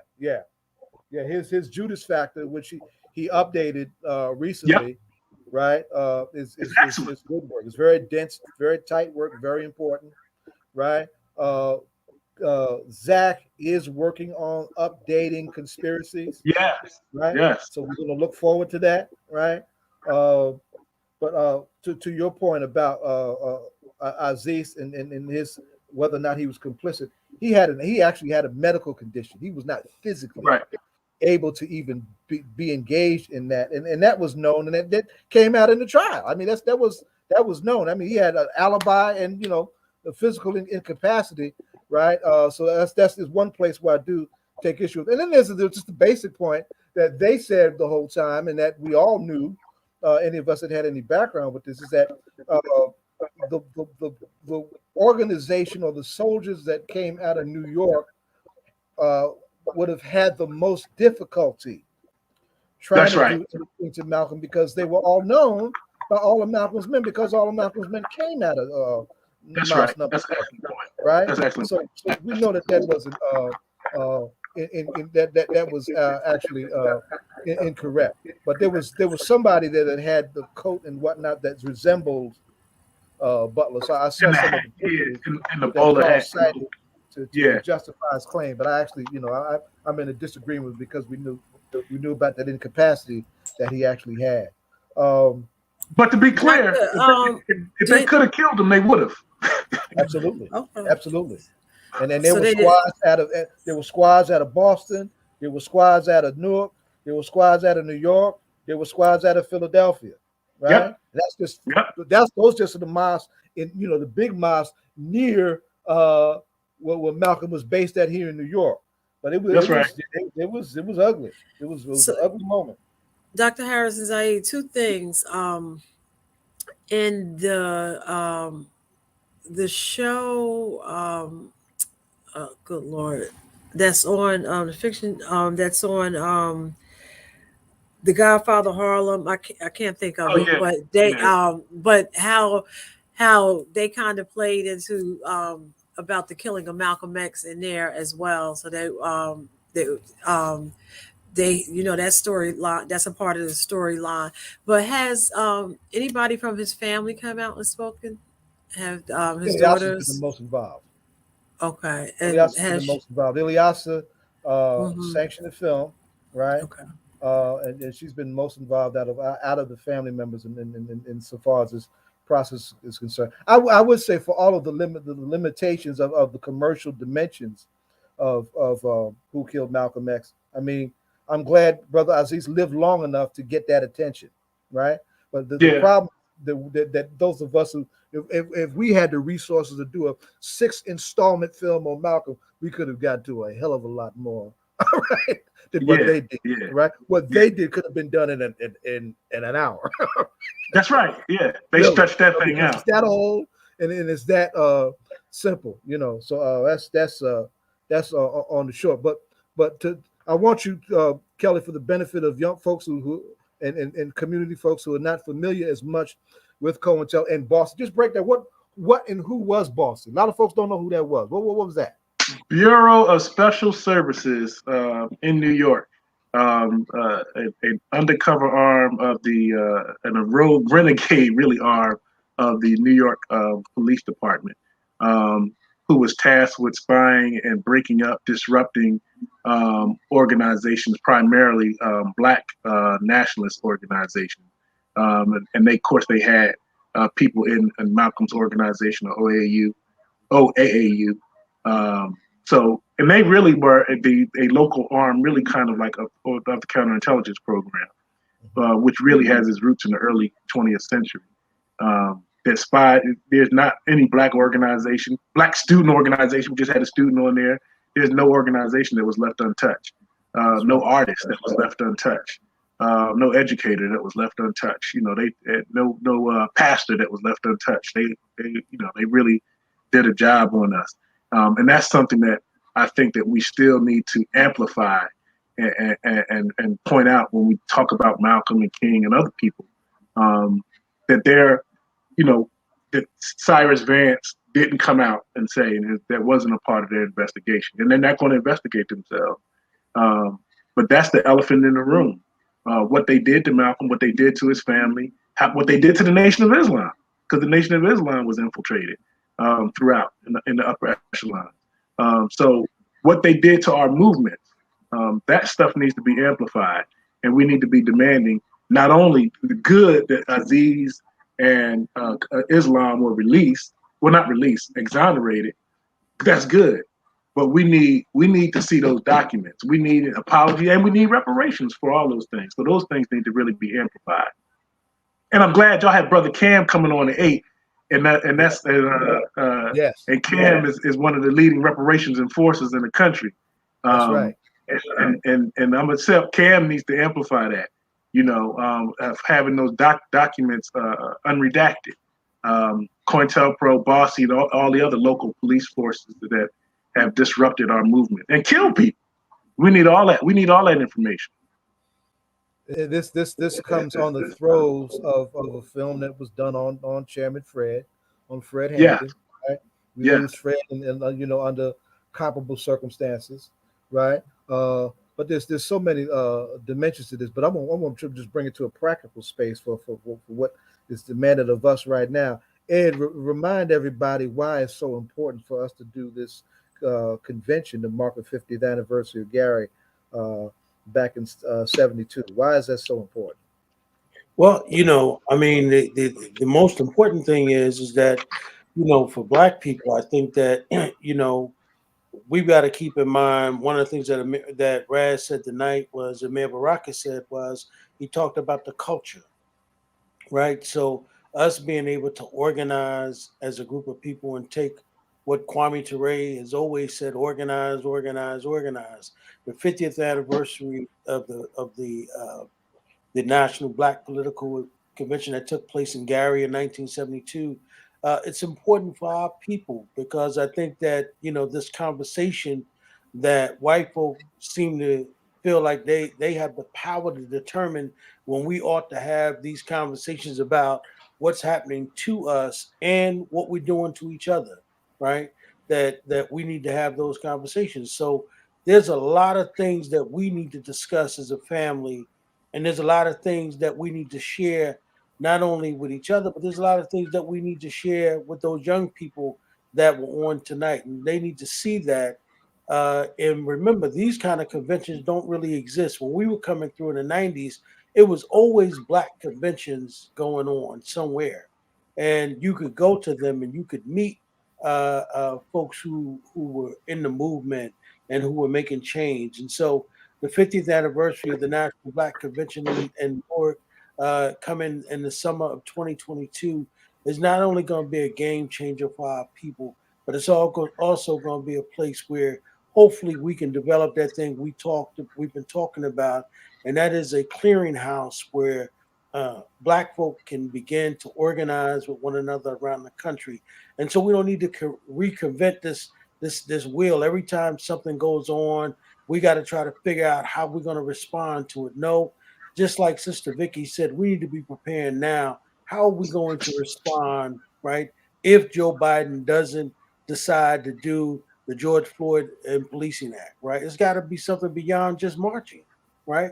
So we've got to organize to do that. If Dr. King was talking about boycotting, then we need to be able to organize and talk about, how we're going to do that. And we've got to be prepared to do that. And then we've got to learn how to vote our interests, right? So all of those things are going to come up at this convention. Hopefully we had some conversation tonight about, bringing the Arbery family to the convention, some other families to the convention. So there's a whole bunch of things that are going to take place and be historic here in the city of Newark coming this summer. And I'm excited. Can't wait to see it. But more importantly, man, if what's going to change for our people is going to be us that's going to have to make that change. Well, let me, Kelly. I want you to help Ed pull together where I was going, and Ed hit on every level, but the one that I was actually trying to target. All right, he was around it, but he's close, right? COINTELPRO operation had 5 major objectives, but I was wanting to get at one in particular that we associate with Malcolm. And I'm not talking about just the prevention of the rise of a Black Messiah, right? I'm talking about something that Amiri talked about. I'm talking all of our great organizers who understood the importance of us coming together. We're trying to do this one thing that COINTELPRO was trying to prevent. What is that one thing you think we should be talking about, Professor Harris? You talking about from unifying the movement? That's right. Yeah. Let me say something real quick too, because I'm glad Brother Riley invited the young lady from Howard and Howard students to participate in the convention. I think that's very important. And I give a shout out to TJ Whitaker too, because we're doing a model Gary convention for high school students in April. We did one for Seton Hall students earlier this year. And I'm working with TJ and some other high schools to do it for New Jersey. So, and it's only right that Newark is the center of this because the convention is in '72, but it really gets its legs in 1967 after the rebellion when it was a Black Power Conference. Right? Yes, right. Yeah. I thought you was going to say when I was born. after the day I was born in October No, 5th in no. This is 67. Okay, before I'm you were sorry. born, Donna. I was born October 5th, 1967. So I thought No, you this were is going to say, before you were born. This okay. is July 1967. Oh, okay. Yeah. Okay, I'm sorry. Go ahead. Yeah. But that was a Mary Baraka, Malala Karenga. Everybody was there here in Newark, and that's where the idea for this Just Gary convention days came after the rebellion. That's right. That's where the idea of boycotting the Olympics came during that Black Power conference, and right in Newark. So that's a very important piece. That's when Juan Carlos, that was that Olympics. Yes. Yeah, that's right. Mm-hmm.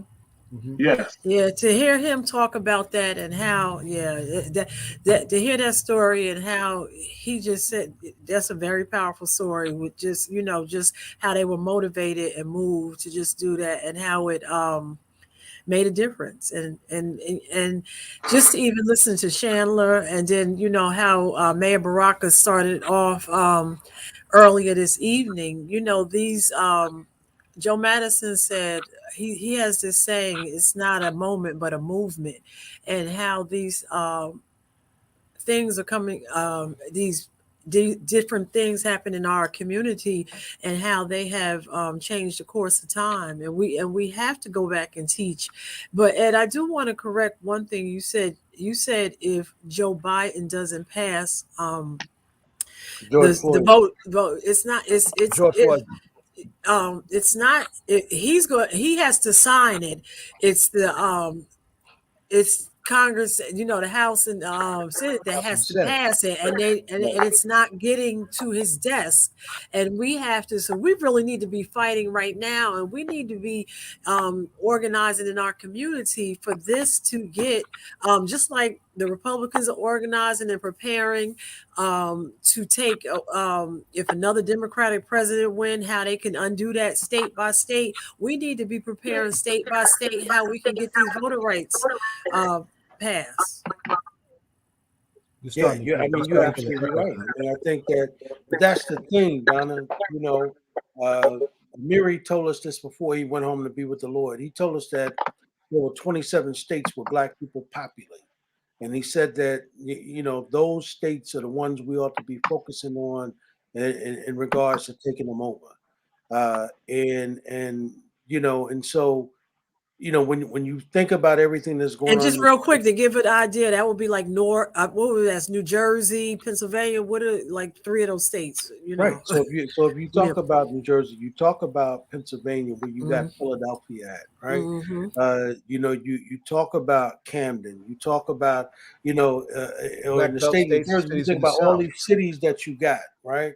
And you start thinking about Baltimore. You start, you going down in that area, and you start thinking where Black folk are, and we've got to begin to think about how do we organize to really take and control Black political power in those particular areas. Think about what the prosecutor down in Baltimore decided to do. Think about what that sister did. Instead of locking them brothers up, she decided to put them brothers in a job training program. And for that, she was attacked, right? Because the white folks wanted to see them brothers go to prison for a very long time. And what she decided to do was say, no, I'm the prosecutor. I got the power to make this decision. We can do that all over the country. But remember what the mayor said tonight. In regards, we've got to change the way art is being promoted to our young people, right? The music they're listening to, the movies they're watching, and people killing one another cool. We've got to change that paradigm. And so it requires all of us to be on deck, and we've got to bring culture back, not the kind of culture that these people are talking about, because that's not what we're talking about. So, we've got to begin to think different, but our young people also got to see us acting and doing things different. And also, go ahead. Go ahead. No, please go ahead. No, I was just going to ask, and while we're seeing this go on, regarding these two men, what about Marcus Garvey? Are we ever going to see you know, Mr. Garvey is yet to be exonerated. Yeah, are we ever going to see that? I mean, we have a lot of work. Go ahead. I'm sorry. Thank you, Donna. This is what I raised, right? Okay, it's about time that they did exonerate Mr. Aziz and Mr. Islam, right? But New York State had more political prisoners from our movement than any state in the country, right? And the only one that was able to exonerate himself was Deruba, right? Everybody else had to do their time and then some, and several of whom died in prison, right? You're going to exonerate these brothers, right? Exonerate our political prisoners also, even though some they have since been released, right? And exonerate them with reparations, with compensation, so they can get on with what's left of their lives and leave something to their children and their grandchildren, right? If you're going to clean your house up, don't just clean up a room, clean the house up. Clean the whole house up. That's right. That's right. You know what's interesting too? Tom Machayer, the person who went to jail, who did time initially for killing Malcolm, who actually did it, he was released. That's right. He was released. I actually raised hell about his release because they didn't. They didn't go by their process, their parole process when they did that. Meaning that. If Kelly, if you and I got charged of taking out a New York police officer and we came up for parole, they were going to have hearings that include the families of the victims, and they're going to make victims impact statements, and that's going to be a part of their consideration as to whether or not what happened. They totally bypassed that when they did that with Hare, right? That's right. I had the Malcolm X Commemoration Committee back then. We raised hell about that, right? And Patterson, and Patterson was the governor. He was kind of like trying to figure out how to clean that up, So he said, we didn't know, who to contact in the family. Well, I said, no, we ain't accepting none of that, right? Most of them are in New York State, and we got a handful in Massachusetts, but we know how to contact them. Don't play that. Don't do us like that. And besides, we had some more questions that we had for brother, right? On his way out, as we appreciate that you gave us this here piece of paper telling what happened that day. But what do you know about where these jokers are now? Right? That's what I wanted to raise back in when he was released some years ago. So because it's still a lot of unresolved stuff around that, man. It's still a lot of unresolved stuff. Yes. But a couple things. So Donna raising the question about Marcus Garvey, Barack Obama could have exonerated him. And Barack Obama could have cleared all of our political prisoners. He could have did that. And that's something I think he should have done. As a matter of fact, I forget which Trackerlight who was on Under Fire last year, but he had been going around saying Marcus Garvey should be exonerated. I forget the name. Somebody and they were making an appeal. They were making an appeal to the previous president to do it. Yeah, it's been a long-standing piece from Dr. Clark. And Kichi Taifa and Kobo. That's one of the things they've been doing for years is trying to get Mr. Garvey's name clear. Yeah, but I would be remiss too, going back to this piece about the convention and the organizing. I gave the short view in terms of Newark in 1967, but our listeners should always be aware that this is convening to discuss problems and solutions is our tradition that stretches back to the 18th century, to the 19th century.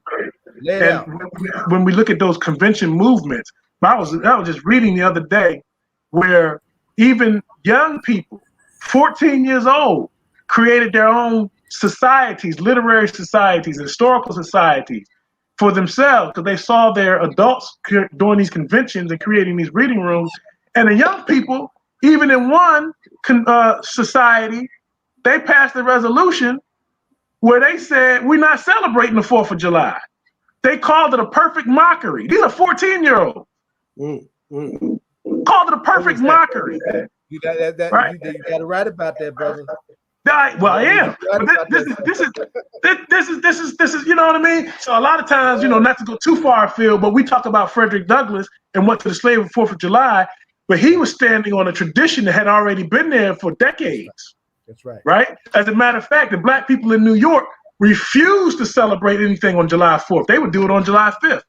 Matter of fact, when he gave his famous speech, he did it on July 5th rather than July 4th. That's right. Yeah. But also say, Dr. Kelly, there's also some people feel that way about Thanksgiving. Some of the indigenous folk, don't celebrate Thanksgiving. I can gave remember. us Gina May. Yeah, I can remember watching.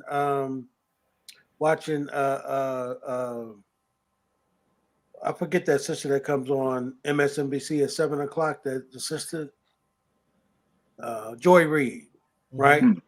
And it was just before Thanksgiving, and she invited, some of the indigenous sisters on, and she was talking about Thanksgiving, and one of them sisters broke that down. Had to straighten And that she out. said, "Yeah, brother, she broke it down." National Day of Mourning.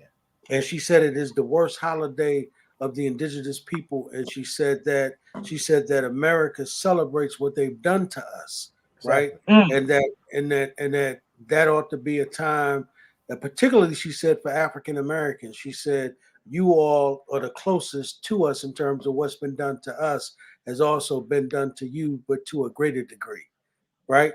But I mean, and so some people feel that way about Thanksgiving. That for most of us, for most Black people, we celebrate it and see it as a goddamn day off.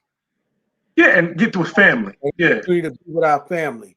We ain't really into what these folks are celebrating, right? Yeah. We're not into that, man. Yeah. Well, we need to be more. Go ahead. But, I'm sorry. Go ahead, no, also I wanted to just say, I know, Ed, you had raised Kelly, you just mentioned about the history of us convening, that we always do that, and then Ed, you talk, we have to get together. Amiri talking about these 27 cities, but I think 27 states. 27 states. I'm sorry, that we have in this last presidential election, right here in New Jersey, whether by reaction, I don't think it's planned, but it's definitely been happening, that in these major elections, it has been the communities of colors that has taken these races over the top. It got Biden in office, it got our governor in office last time and this time. And just think if it was more of a strategic move as opposed to I don't know, reactive, or I don't know, but just think if it was very, very strategic, how much further we would be in terms of our votes and our planning. Well, the thing that we need to be really serious about, to your point, Donna, right, is how are we going to out organize those state houses that Republicans have control over, where they have already rigged the forthcoming elections through, one, gerrymandering, and two, coming up with statutes that allow them to discard or discount votes that they don't agree with. They can do recalls of elections. They're putting those things in place, right? And have a backwards Supreme Court to cover their behinds. Right. And I heard Joe Madison said there are 19 states that are already practicing voter suppression. Yeah, and he was they're practicing, they're strategically seeing how to do this. If this happens, what happened, they are being very, very strategic. Right. And that's why I'm committed. Right. That's why I'm telling you that the conversations we need to be having as a people is that how do we vote our interests, right? It's not about Democrats, not about Republicans, but it become about our interests. Remember in 72, they were talking about creating a Black independent party. I mean, Jesse Jackson was running around screaming nation time. What time is it? Nation time, right? And I'm saying that there needs to be a cultural buzzword, just like, Black Lives Matter, right, came into existence with this buzzword. Well, Black people, one of the things that Mtume says to me all the time, he talks about what time is this time for new leadership, right? And Mayor Baraka said it. He said, how come all of these folks in the congressional caucus, how do they get to stay there for 20 and 30 years, but don't have a young person walking around following them? How do we do that? Right? We've got to change that idea. No one gets to be the mayor forever. No one gets to be the congressman forever. I think that we need to bring other people and get new ideas in order to move our people into a whole nother sphere or into this 21st century. But we've got to be thinking about unity. We've got to be thinking about building that organizing united and front. uniting our people. That's right. That's what I was trying to get at with you and Kelly. The whole question of building the united front. Yep. Right. We got to do that. But we might not be able to call it that, right? Because you know how those words scare the hell out of white folks, right? When you start talking about defund the police, you're talking about a united front. They're like, "Whoa, what is that?" You know what I mean, right? You know, you have a national Black Unite. You got the national. You got NBUF. You know, the National Black United Front. You know, I don't know how effective they've been. I shouldn't say it that way. They've been out there. So you've got formations like that, but no, but I'm talking about a broader united front. No, you're right. You're right. Yeah. But the younger people, I think we need to create spaces where we can push them to really think about these issues and think about solutions, and push them into engaging serious study. Because I think that's one thing that's lacking. I see with young people now. You know, you have some who are engaged in it, but it's a lot who are woke, but it's not very deep in terms of substance and not studying these things that's happening in a way that I think we need to study. We ain't gonna Google our way to freedom. No, we're not. And people have to understand that. You know, so when we organize, when we having these conferences, everything that always comes along with it, the kernel as a part of that is serious, engaged study, and people have to understand that. So you know, and hopefully the young people are. But going back to this Malcolm piece, you know, we really have to do a lot of work in still continuing to rescue Malcolm in terms of letting people know really what he was attempting to do, and where his thought was going, and where his leadership was going, where his organizing was going. Because I think a lot of times when we're talking about the assassination of Malcolm, and I'm guilty of it myself, that we focus on the assassination so much, and we focus on COINTELPRO so much, that we forget about dealing with Malcolm and why he was assassinated, why he was a threat. You know what I mean? Yeah. And that's what we need to. We need to be sure to do that, because they're not going to do it. All this stuff that's coming out about. Dr. Harris, excuse me. Just remind everybody, if you're not speaking, please put your mic on mute so we won't have that echo. Sorry, Dr. Harris. That's okay. So to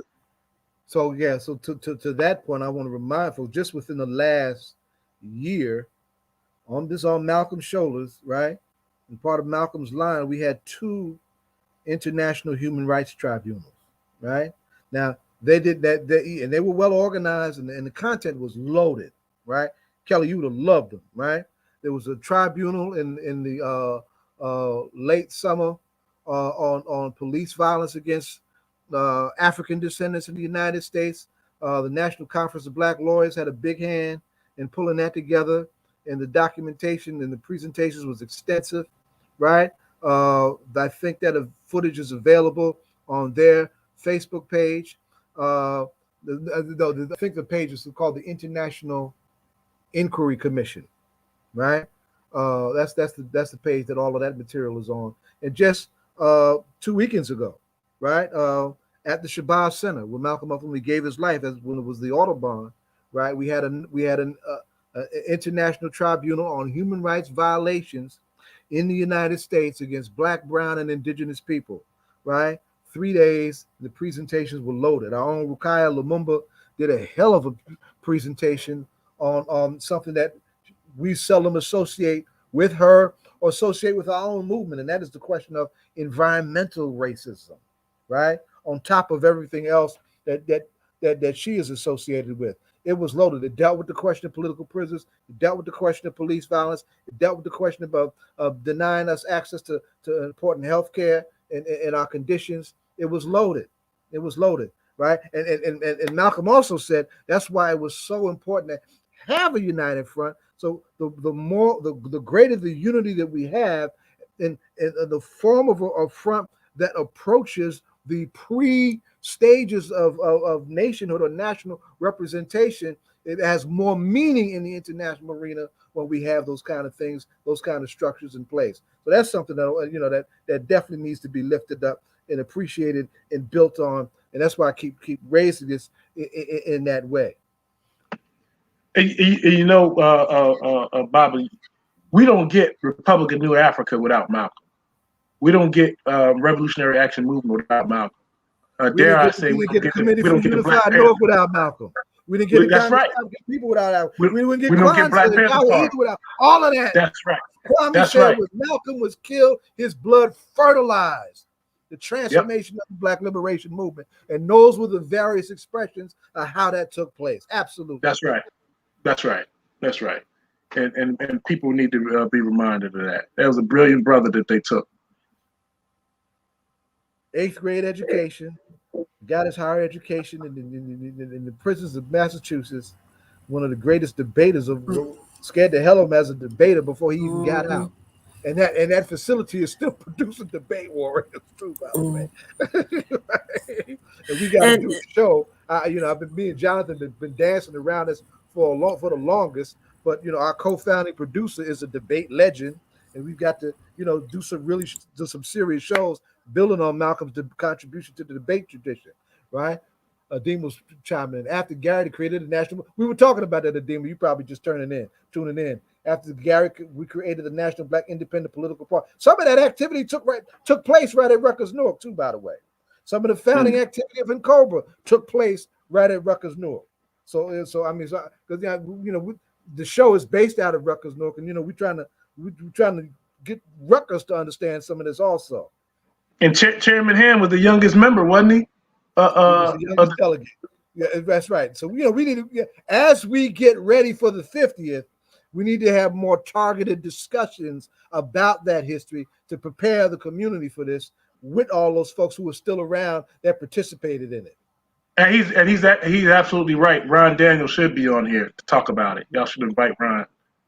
Yeah, we have before. We got to get him back on. Yeah.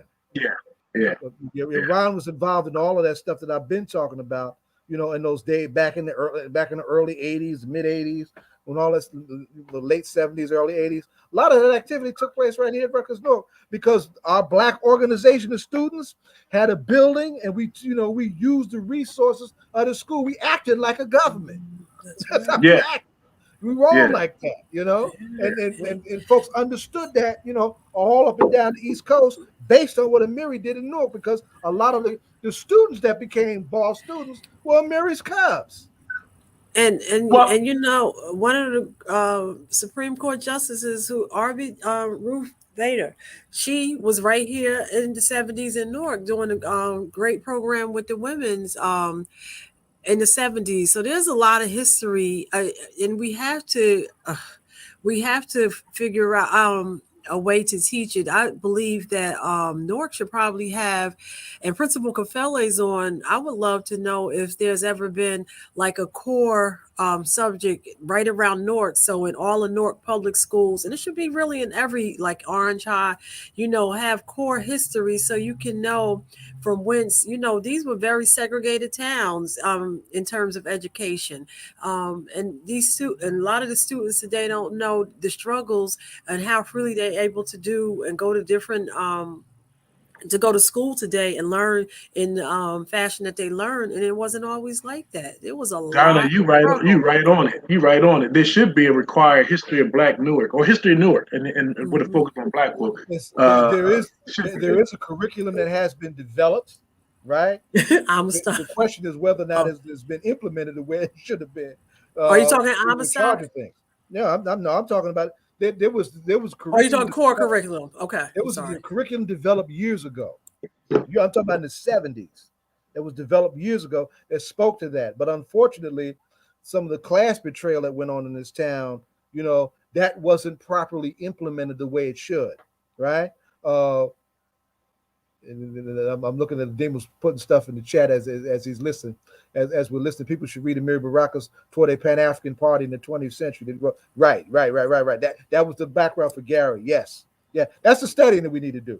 Those are the kind of conversations that we need to do to build up for the anniversary convention as that comes up. And that's reading. But again, that we're I'm trying sorry, to get young folks to study again. That's but right. but TJ Whitaker is doing it in Maplewood, and we need to replicate. TJ is also an adjunct professor at Rutgers Newark. Right, and we need to replicate what he's doing right there in the Maplewood school system and have it. That should have been in Orange and East Orange, and those type of freedom schools should be, in our community, and we have to stop waiting for the education system to do it, and we need to just do it ourselves. And I know even at POP, we were discussing it. We're in the process of discussing, right, Dr. Harris, are putting up reading material together that we're supposed to have standard reading as a member. If you're a member of POP, these are our suggested education reading within the organization. That's what you're talking about, right? Yeah, go ahead and do it, Donna. You need to go do it, Donna. We're gonna make Dr. Harris do it. but going back to our mini fool used to do that for POP. But later Minnie Fu Williams. Yeah, but going back to Dr. Willa Cofield, when she was talking about, she was a part of the civil rights program out of Dr. King's, that she came up under the civil history, she came out of the Freedom School. But remember, she was talking about us. So those things were we're not talking about something that's new under the sun. We just need to do it and stop waiting for our structured organizations to do it. And probably on January 1st, have everybody meet over at Seton Hall on the first Saturday with Dr. Harris, and we could start there. Or meet at Rutgers North, because that's we're supposed to be at Rutgers North. But you know what? I do. You mentioned Amiri Baraka. The student movement at Seton Hall owes him a debt too, because he would be over there at Seton Hall all the time, and he really mentored those students in the Black Student League back then and helped establish the Black Studies Center at Seton Hall. So he was just a giant in the work that he did. It's just amazing. So we gotta.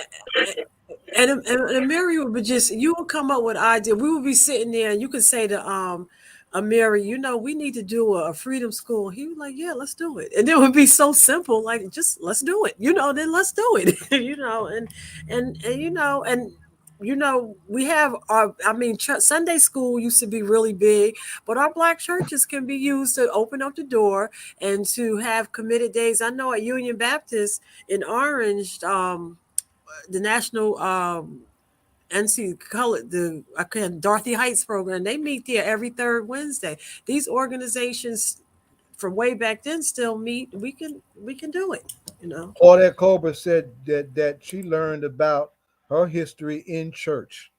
They had a program in church, and that's what she learned about her history. And remember, she was 14, 15 years old before Rosa Parks when she sat down, and she said when she sat down, she thought about getting up, right? But she had Sojourner Truth hold her down on one shoulder, and had Harriet Tubman hold her down on others. If you're gonna sit down, you're gonna sit down and make this statement, baby. And of course, that would ultimately lead to that train of Black women who set off the boycott movement that really set off the charge for what became the civil rights movement. So the question of study, question of women in struggle, needs to be appreciated. That's right up underneath all of that too, also. So but I would get, if you probably go back to the 70s, late 70s, and you looked at the Sunday school curriculum, a lot of Black history was probably taught in our Sunday schools, and especially in the Baptist church. I'm sure you would go back and see that's where, whether it was around voter registration, whatever the subject was for the time, what was going on, and because that's where people used to go to the church to figure out how we were going to move.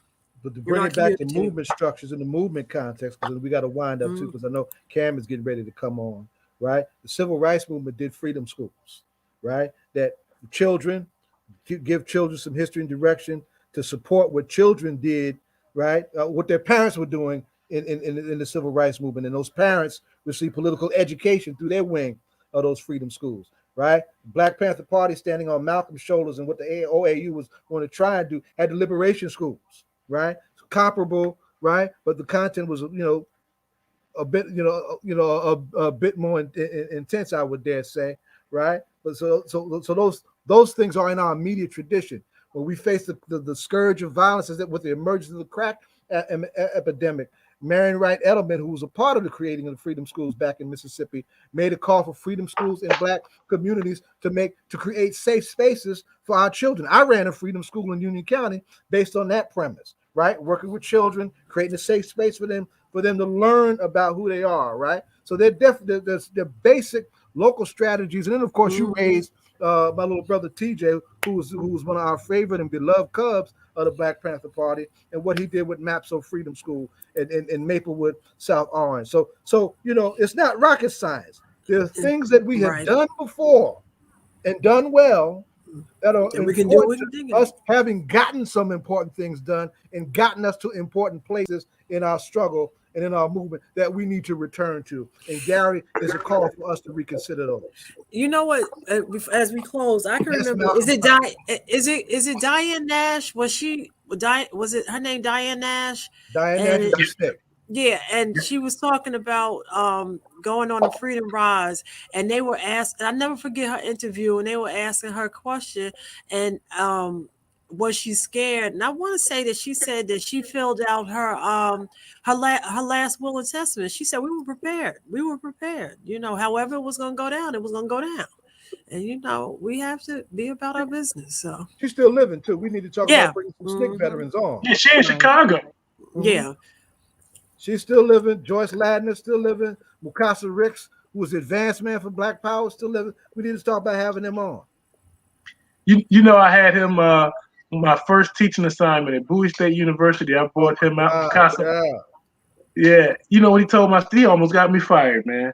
He told my students, he said, put down the pen and pick up a gun.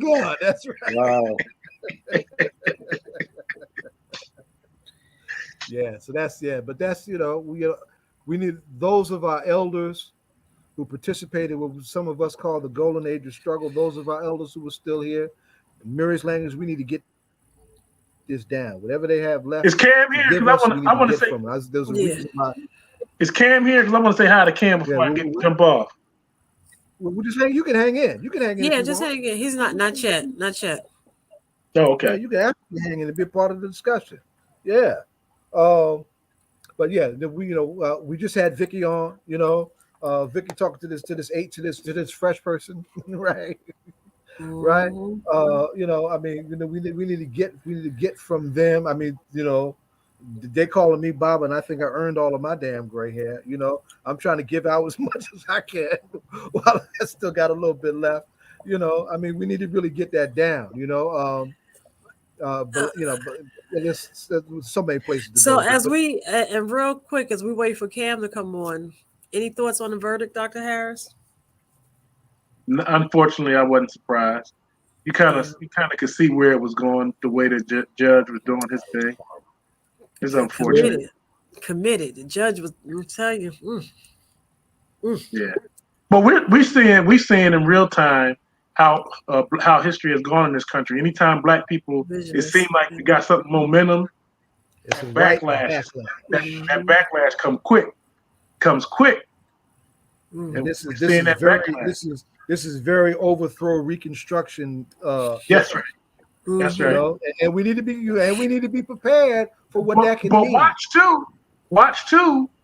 When that backlash comes, how the Democratic Party responds, because we know back in the 80s, the Democratic Party created a Democratic Leadership Council to get away from their base of the 1960s of labor and Black folk. They did. That's why Jesse ran. Jesse ran. He said, I'm running so conservatives don't take over the party. That's why he ran. Bill Clinton, your so-called, your first Black jive, lock your behind up, fake liberal president was in front of all of that. And Negroes bought that lock, stock, and barrel, and we're still trying to come up out of that mess. That's right. I could tell you. Rocks at him before he became president. I remember listening to a show and people were calling Bill Clinton the first Black president. Oh God, it made me sick. Oh, and I remember Al Sharpton was like, "Don't say that. That is not. No, he's not, and that's not funny. Don't even start." You know, to see him in the room, because people used to really make light of that. You know, that term of him being the first. He plays the sax. He must be this. You know, he come to this, and he's the first. And Al Sharpton was like, "No, he's not, and it's not funny." Okay. What you gonna say that, Paris? People took Toni Morrison is the one that said that, but she wasn't saying it to like people should be saying it to celebrate. People took what she said and ran with it, took it a little bit out of context of what she was trying to say. Always do. And you know, that verdict. I don't know. The verdict today is just it just seems that it's just. Any thoughts, Ed, on the verdict? Well, no, but I mean, I think that we have to be concerned now about the Opry case, right? I think that if you saw that, you know, and remember, those folks were not sequestered, right? And so, you know, and you think about what's going on down in Georgia, you know, these white folks are looking at what's going on, and these two white guys, you know, well, it's three of them, but you look at those three, and you know, and there's some folks in our community saying that those folks are going to walk as well. So, what does the justice system say to Black people in 2021 different than what they were saying to us in 1920? What are they saying, right? That there's no justice for Black people, and you know, we have to think about, you know, like the mayor was saying tonight, we have to think about, you know, where are Black bodies safe at? Where are we safe at? Right. Yeah. I was right. coming We're in not late even safe talking in our about that. own communities. We're not safe in the suburbs, right? So, you know, we subject to being murdered, you know, by white folk. We subject to being murdered by each other, right? Where are we safe at? And a lot of that has to do with the fact that it doesn't matter how educated we are. A lot of that has to do with what's going on in our minds, our level of self-hatred. That's why we've got to get back to culture. Mm-hmm. We've got to get back to our right mind. And unfortunately, you know, we've got a lot of things that are going on in our community. And I think that we've got to, you know, we've got to go to work. And the mayor said that tonight, right? When he said that it's going to take all of us. And that's really, you know, why those men's meetings, Zaid, is so important, right? That we get together the way we do, and begin to do some things that are different. But you know, the very next day that the mayor did the last men's meeting, the very next day he was talking to the fathers one night. The next day he went and was talking to the young sons. So, you know, this work that we're talking about doing, I mean, you know, I mean, it's got to go back to exactly what was happening in the streets back, you know, with the Nation of Islam, going in the community and trying to get people to come to meetings, and so we can have cultural conversations. Because you know, it's easy to have those crazy ass conversations because you know everybody want to participate in them.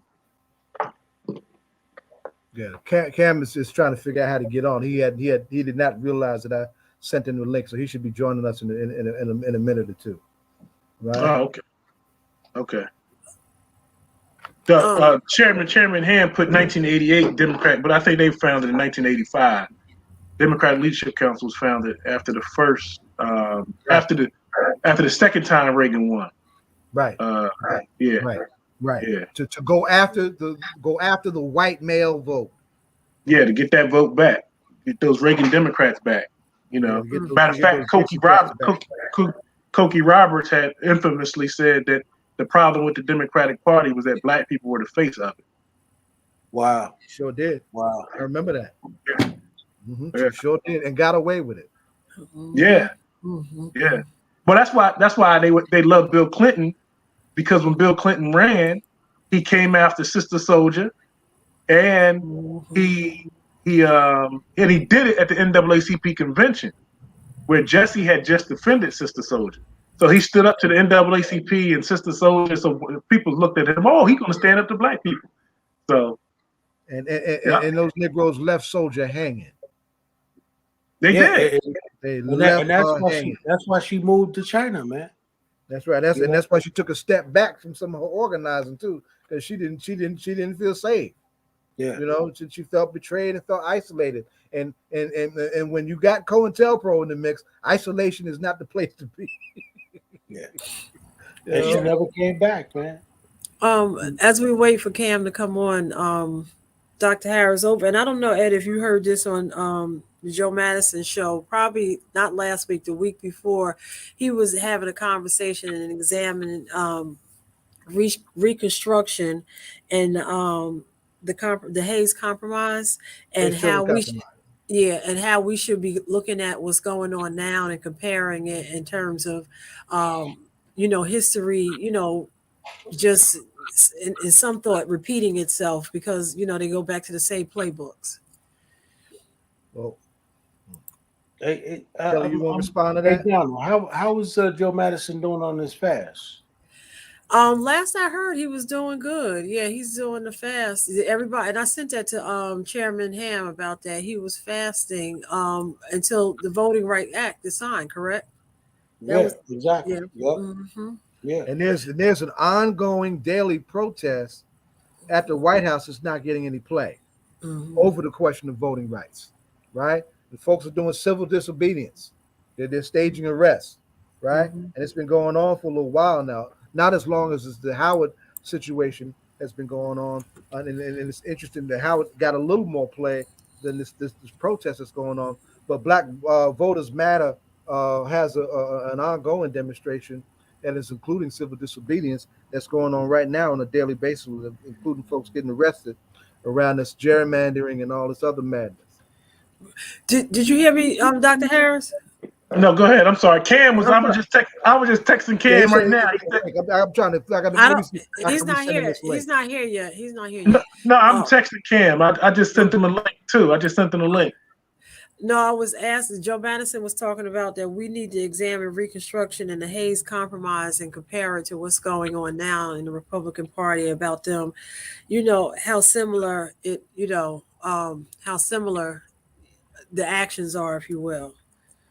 Well, at that time, when that compromise came, that led to pulling the troops out of the South.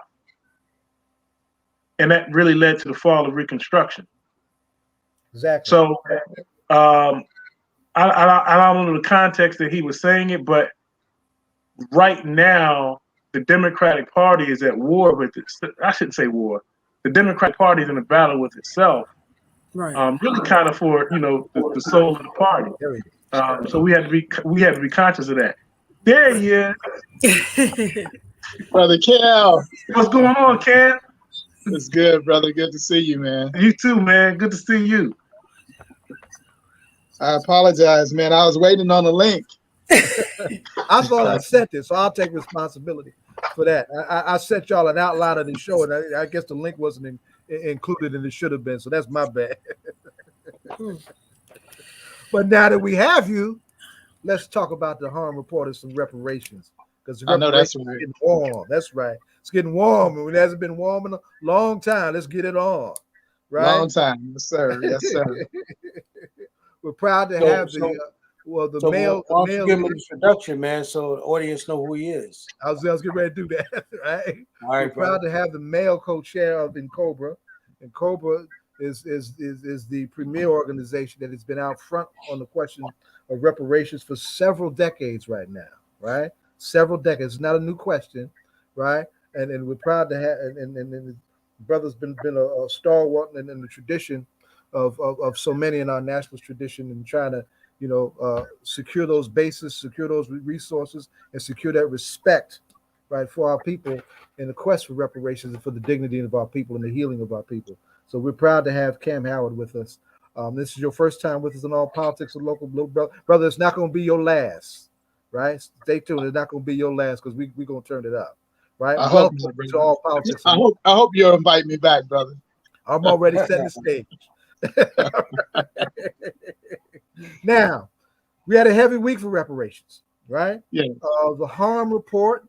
I just came out of a trauma-informed training that we got going on in Newark, where the community and Newark Police Department is forced to learn trauma together, right? And That's we right. make the police face the legacy of racist policing as historical trauma. And we got a new weapon in the harm report. So tell us about the harm report and the press conference down in DC and all of that.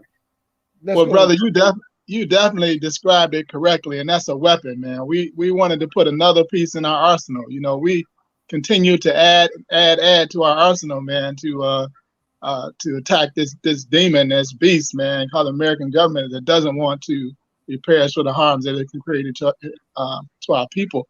So yeah, it's a weapon. I was introduced to the term transgeneration epigenetics by a medical doctor by the name of Ken Nave in Chicago about 8 or 9 years ago. And this brother was trying to overcome a legal argument, a legal challenge that the judge in the 2005 lawsuit said that we didn't have standing to sue because we were too far removed from the injury. And so since 2005, there's really been no really legal challenge to reparations in this country. But this brother began his research at that time, and about 7 years after he began his research, he introduced his research to me, which was about 8 years ago. And when I read it, it blew me away. And I just began talking about it ever since. But then COVID hit, and in 2019, around April, we started getting the results back on the fatalities of COVID, and they were, among our community hardest. And so I immediately tied that to the epigenetic injury that this brother had shared with me, and I began to do research myself over the years. I immediately connected it to that, and I wrote an article. It was published in the Crusader, and then we had conversations around it. And in Cobra, we did some seminars or webinars around it, and it became clear that at that time that we needed a report. We needed some institution to just review the research that was already out there. We know we couldn't afford a new study, but just to assemble what's already out there, because there's science out there that says that this is in fact a reality. And so we reached out to some, traditional Black institutions, to try to get them to do the research. We were unsuccessful. And I was introduced to a young sister by Sister Nkechi Taifa. You may know Sister Nkechi. She's the co-founder of Cobra with the Republic of New Africa, staunch revolutionary attorney. She introduced me to a young sister who knew a doctor who she was in college with, who would introduce her to transgeneration epigenetics. We connected. That doctor was Joan Kaufman of the Kennedy Krieger Institute, out of connected to Johns Hopkins University. Now, we know there's a lot of bad history with Johns Hopkins and Black folk. However, we knew that we also needed a reputable institution, one that white folks would not refute. And so we decided to, we found someone who she was familiar with the subject, taught about it in her classroom as a professor, and just had recently did a similar type of research paper, a report on adverse childhood experiences. So we were able to look at that report, say, yes, this is what we want you to do. We want you to focus on remedy, not just review, but also we want you to focus on what type of remedies out there for transgeneration epigenetics, and assemble that in the report. And that is the report that we released on Tuesday in DC. So the report is entitled "The Harm is to Our Genes: Transgenerational Epigenetic Inheritance and Systemic Racism in the United States." And what this report answers is what we've already known in our community. We've always known that in slavery and Jim Crow harmed us psychologically and physically. Now we have the science to back it up. The number one opposing argument for reparations by whites who oppose it is that they say it happened so long ago, that no one's alive who was injured by enslavement. You weren't enslaved. Why don't y'all just get over it? Why don't y'all just move on? Well, the science is saying something totally different. We cannot just move on. It's not that simple. It's not that easy. we are today experiencing the atrocities in our body, in our genetic code, or in the epigenome, which is a part of the gene. It's not the actual gene, but it's a part of the gene that's attached to the gene that switches on and off in relationship to environmental triggers. And so that part of our gene has been damaged, modified chemically as a result of the historical trauma that our ancestors experienced. And that chemical modification is then passed down genetically to children, to the grandchildren, to the great-grandchildren. We don't know how many generations it passes down to, but we know in mice studies, some up to 5, sometimes 6 generations can inherit a modified epigenome as a result of the trauma of the parent 5 to 6 generations previously. And among Black people, it's so exponentially larger than that, because there's never been an instance where the trauma stopped. For in the mice study, there was an instance of trauma and it was not meted out on the next generation, but they were able to test and find that the trauma had an effect on the next generation, even though it didn't experience the trauma. And then the grandchildren, even though that lineage didn't experience the trauma, and so on and so on. With us, there's never been a period where the children never experienced additional trauma. And so that makes it even more scientifically valid that our health profile in America, as dismal as crisis state that is in, was definitely affected and influenced by the historical trauma that we experienced as a people. Now we have the science, it's irrefutable, and this is where we're at, and we enlisted Congresswoman Sheila Jackson Lee to assist us in releasing the report. And that's what happened in DC on Capitol Hill on Tuesday. Cam, why don't you, if you will, right? I mean, because in the context of our quest for reparations, the most of the study of it of other nationalities or other groups has been done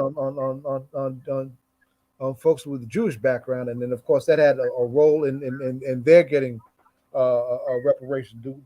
Why don't we talk about that a little bit, because that was a weapon they used, and this is important for us to develop it on our side. That was not really a weapon that they used at the time that they initially received reparations. They used genocide, plain and simple. It was genocide that happened to them that were living, those who experienced the camps, who survived the camps. They used genocide as the basis of their reparations demand. Also, humanicide was a term that was also created during that particular time. However, as we know, Jewish descendants are still getting reparations, and it's their descendants who are using the transgenerational epigenetics argument today. And that's why, they're still getting the grandchildren. We know that the grandchildren of Jewish Holocaust survivors have higher rates of heart disease, higher rates of liver disease, higher rates of many forms of cancer than their peers whose grandparents did not experience the Holocaust. And the only thing that is different is their grandparents experiencing Holocaust or not experiencing Holocaust. That is the criteria which distinguishes whether or not these excessive so-called lifestyle diseases are forming in that particular population. And so they're utilizing the argument today.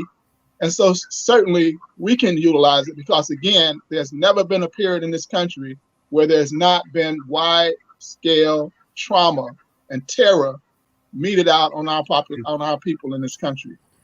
So Cam, in the most simplistic way, for the Jewish community, and I know there are other communities that receive reparations, but for the Jewish community, what that first generation, what was the reparation that they received? And you said, and then you said other generations received, and they continued. And what are they receiving? Well, the first generation received settlements. I think it was sort of like $2 billion. It went to the Jewish state, which had not existed prior to the end of the war. There was no Jewish state. There was no Israel at that particular time.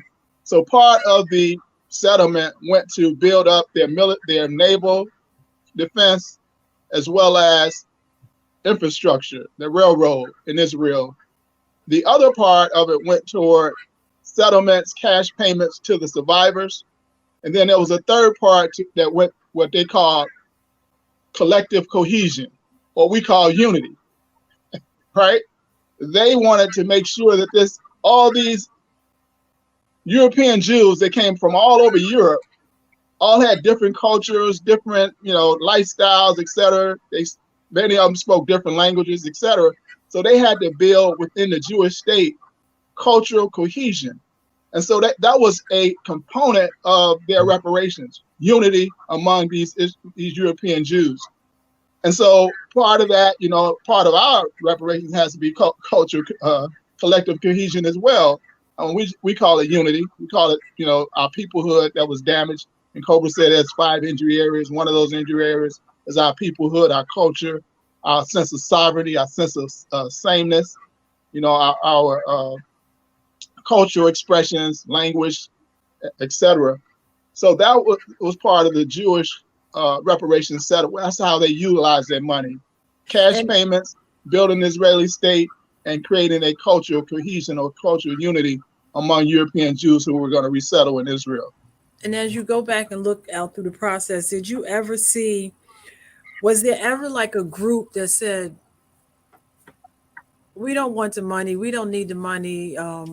Was there, because I think what shocks me the most about our community is that we begin to argue against ourselves instead of saying, okay, this is what happened, this is our ask, and this is how we'll move forward. You always have the group that says, no, it happened so long ago, let's just move on. Was that part of their case as well? No, the Jews have total opposite. They say we'll never forget. We're gonna bring it up.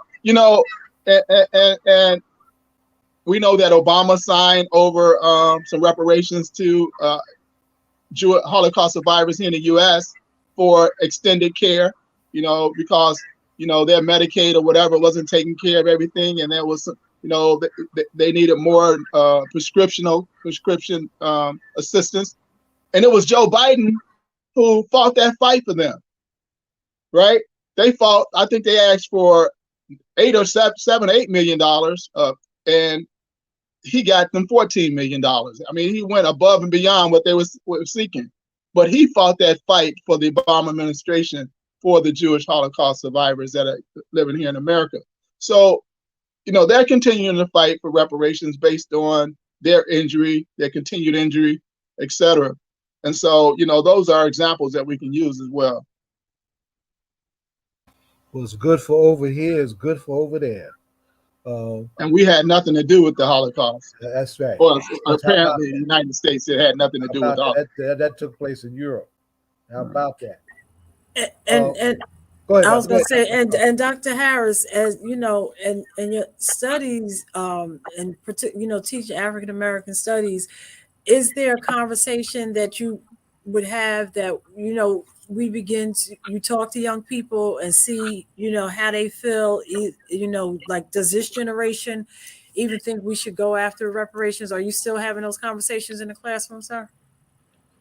We do, and it's interesting because I think this report is very powerful because people were talking about epigenetics.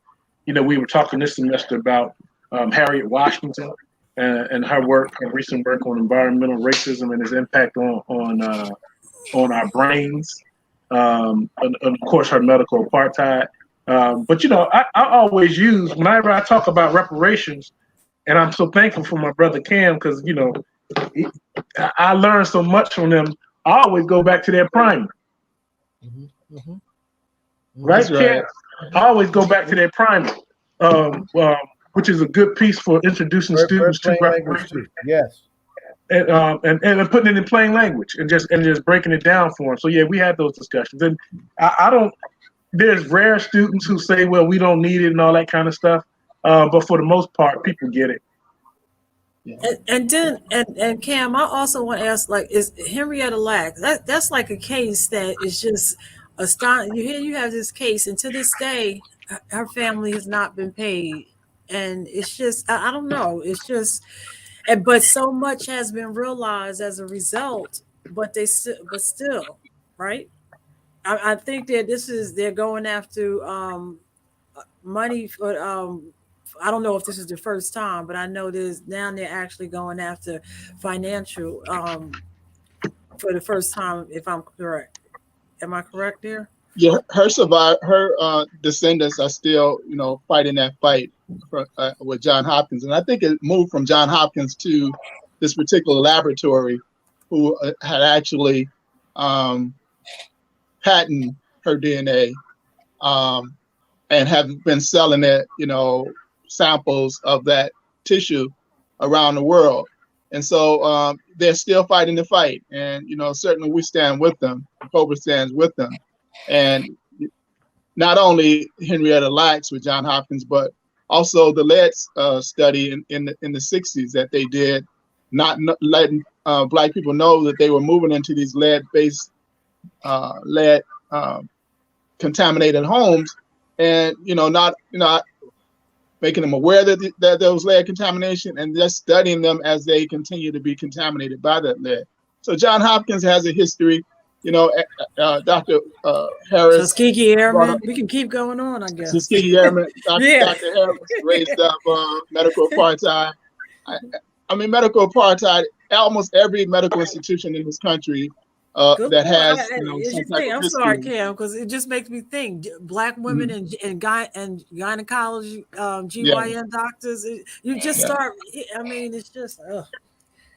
Yeah, we put that in the postscript. In the postscript of our report, our health commission wanted to make sure we raise, you know, the medical racism that existed in this country and still exists.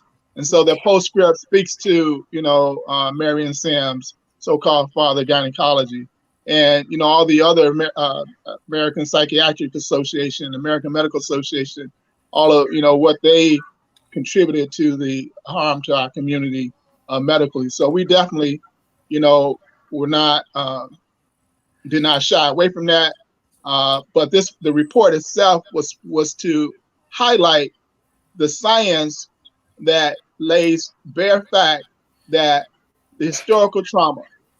And I'm sorry, would it be going too far? I just had this. We had a young sister on from Howard, and everything that they're going on with this fight over at HU. You know, the conditions that they're living in, and one of them was the mold, and you know, they had mushrooms growing up through the carpet and things like that. And we know in our community, asthma is an environmental issue, and it's in higher rates in our community. Right. Could that almost be looked at as something that they're just letting fester for, you know? We just had a tribunal, Donna, to your question. We just had an international tribunal at the Shabbat, and that's what I was talking about a few weeks ago. And one of the issues that we raised, forging an argument for the question of charging the United States with genocide again, was environmental racism, right? Along with all the other traditional dimensions of our oppression that we've had to deal with over the years. And this is 70 years after we did that under William Patterson and Paul Robeson back in 1951. Yeah, so we know that. Go ahead, Dr. Kelly. No, I'm about to say, because I remember when you brought the United Nations to Chicago State to do something similar, right? About human rights abuses. We definitely did, and you know, that's a great way for me to tell the audience how we miss you in Chicago, brother. You know, whenever we needed a space to do reparations work, to be radical, to be revolutionary, we could call on Dr. Kelly Harris at Chicago State. and give us an opportunity, give us a space, and work right there with us. Yeah, so I don't we have brought that space in. now like that. No, we don't. Man, we lost. Yeah, we don't have that space like that anymore, brother. You're right. Yeah, bro. We miss you. We definitely miss you. So yeah, we brought the United Nations made a American visit. The United Nations Working Group of Experts for People of African Descent made their American visit in 2016, 2017. And we hosted them in Chicago State. We brought in all of these groups in the Midwest, and we led with, reparations, the Flint water crisis, at that time, Mike Brown in St. Louis, Chicago. We were going through some things and going through things in Cleveland and Ohio and Michigan. And so we just brought them, and we just, all of these things that were happening, we said as a result of historical reality, which reparations was necessary to redress all of that. And in their report, they led what reparations was due.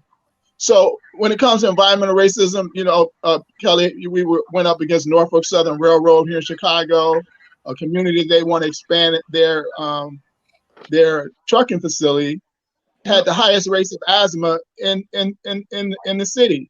And we know that Norfolk Southern, the railroad, they were engaged in convict leasing. They were engaged in, all type of traumatic type of treatment after enslavement on the railroad. And we also know that, as my sister stated, that respiratory diseases is a result of the historical trauma, as a result of the transgenerational epigenetics. Respiratory diseases, autoimmune diseases, obesity. We have the highest rates of obesity, mental diseases. All of that is a result we're seeing in the science is a outshoot of the epigenetic damage as a result of the historical trauma that we've experienced. And I guess one of the things that we see, it was just how ironic it was that you had, when President Obama was in office, and the First Lady, Michelle Obama's initiative was Our Health, and how they really took her to task just because she wanted healthy food in the school. It was to hear those arguments, it was like bananas. Yeah.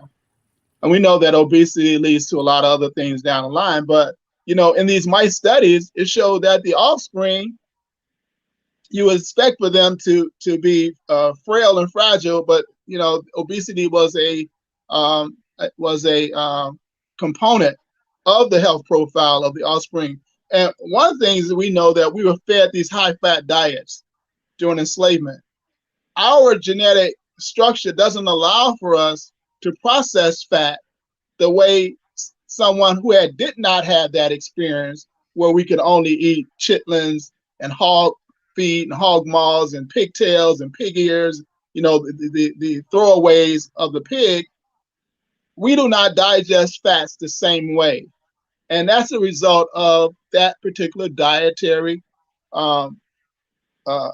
regimen that we had to endure along with the trauma.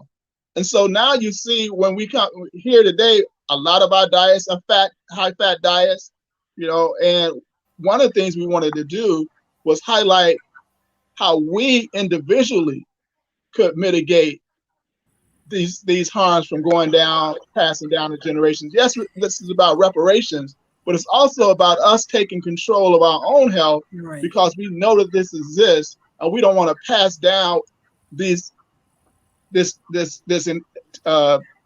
chemical modifications to our genes to future generations. We need public policy, but also we need to take our own health into our own hands, utilizing healthy diet as well as African-centered modalities that we can utilize to mitigate the harms that it's to our genes. Or Camp, something simple as taking us, I don't know when to say, abruptly out of our where we're from. Like in my dad's side of the family, we have sickle cell. Yeah. So sickle cell, in my family also, stayed in the Caribbean, it was beneficial, but you come over here, then it's not. That's something that's really, so, That's right. Yeah, it's interesting, you know. So yeah, there was our brothers and sisters in the Caribbean were also looking at this issue of transgeneration epigenetics, and that's why this report is so important, because all of us in the Western Hemisphere, no matter whether we live in Brazil or Colombia or in America or Canada, we can all utilize this report because it speaks to what happened to every last one of us who were robbed from the continent. Yeah, this is a people of African descent report, not just black folks in America. It is a people of African descent report. And what our brothers and sisters in the Caribbean, when they were looking at transgeneration epigenetics, they focused on the dietary shift. We know that a people who are collectively, if they're fed a different diet than what their traditional diet is, that also produces gene modifications that are passed down generationally. So it's not just the trauma, but it's also, as you stated, sister, the change in our diet that also produces what we're experiencing in higher rates of everything that's detrimental to our health in this country. And even as we look at COVID, and was this a man-made? Because if there was ever something that was created to harm a community, it was COVID, because it hit our community in higher numbers than any other community. Because of our pre-existing conditions. So, right. You know, and we say those pre-existing conditions are a result of the historical trauma. Right. Don't just stop at the pre-existing illnesses, because now you're blaming the people. Right. So we know there's pre-existing illness. We know we have a terrible health profile in this country, but that terrible health profile has an origin, and that origin is the racist actions of white people. Right, but it's real, you know, like Cam, and even simple, like you look at how you can go to McDonald's in an urban neighborhood, and the whole menu is very cheap, so you will eat that. But then you go into a suburban neighborhood, and it's like eating out, you know, it's almost like a meal. It's the difference is astonishing. It's like almost like a $9 to $10 difference if you go from a suburban neighborhood to an urban neighborhood with the food menu costs. Yeah, there's been some studies around how cheap it is to eat fast food. Mm-hmm. And if you are really poor, you have, you know, a very limited budget, you will feed your family of 4 or 5 on fast food for $9, $10, Happy Meals, etc., dollar menu type of items, which there's no nutritional value in that at all, as opposed to going, you know, grocery shopping or growing your own food. Growing your own food, right. And so it's cheaper to eat bad in this country. That's just the nature of capitalism. And that's why again, part of this report, we're speaking to our people. This is a reality that we're living with, that we're born with, that we've inherited. We don't have to pass it down to our children. We can stop it. We can have transgenerational healing, transgenerational healing in our community if we collectively say we understand and know this is the reality, and we're going to change it as a people. Hey, Cam, can you speak a little? While we're fighting for reparations, we ain't gonna never stop fighting for reparations. Right. But while we're fighting, there's some things we can do. Hey, Cam, I was just wondering if you could speak real quick to racist. You said something about racist actions of white people. What can you define that a little bit? Yeah, I'm talking about, you know, the terror and trauma of enslavement, you know, the theft of our labor and enslavement, the raping, you know, the abuse of our people, our women, our babies, you know, feeding our babies to alligators and, you know, stealing them and separating them from their parents. And, you know, that's what I mean. You know, everything that, you know, the genocide, you know, Hunter Adams called it humanicide. I mean, it was a complete attempt to steal us, rob us of our humanity as a people. And they went through no practice that was not, you know, it was nothing too terrible for them to do to us. So we're definitely going to have you come back, man, because I think that, you know, when they talk about critical race theory, you know, one of the things they talk about is, you know, I don't know if you had a chance to see Condoleezza Rice on television a couple of weeks ago. She was on that show with Whoopi Goldberg, and she talked about, she did not. You're talking about the View? The View, right? Okay. Mm-hmm. And she was saying that she did not want, our history taught to white children because she didn't want white children to feel bad about themselves, right? It's okay for us to feel bad about what's been done to us, but she said she didn't think that it was necessary to teach Black children history, but more importantly, she didn't think it was necessary for white children to hear how bad their ancestors had been so that they wouldn't feel bad. I mean, that's brother, why white folks loved it. Absolutely incredible that you would say that, brother. That's indicative. That's Malcolm X say, what's the matter? Right. What's the matter, boss? We sick, Come on. That's another side of that, master. We sick, So as we, wait a minute, let me just run this one last thing, Donna, because I want to build on Ed's question and then go to the next talk, so we can do with Cam on the show, right? Mm-hmm. On the question of local reparations developing locally, I want you to know that there's some interesting stuff happening in Jersey, right? Okay. There's a push for a New Jersey-based reparations bill. What should reparations look like based on Jersey's history of racism and slavery, right? And there is a growing interfaith, multiracial coalition that's developing in Jersey. So I want to bring you back with a young brother named Ryan Haygood from the New Jersey Institute of Social Justice, who's created this front, right? That's got a whole lot of white folks talking about, right? You got to see this, right? Right. We had a Juneteenth rally this year. I said, "Oh, this is interesting. White folks talk about reparations. Don't stop here in Newark. Make sure you go back home and talk about reparations." That's right. We have a growing number of so-called white allies all around the country. It's growing. And so we knew, and Cobra knew when we started, that we was going to have outside assistance to get this done. And so we're happy to see it. Yes. But they have to know, they have to take control. They have to take direction from us. That's right. That's right. Self-determination is the principle. That's right. Sure. Man, we definitely appreciated having you on, my brother. Is this Cam's first time? Yes. Oh, okay. Yeah. Go ahead. So we have our DJ here, DJ Rhino. Oh yeah, Cam, meet our resident DJ Rhino. Welcome.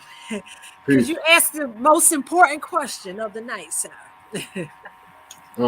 Peace, brother Cam. How are you? Can you hear me? He can't hear you.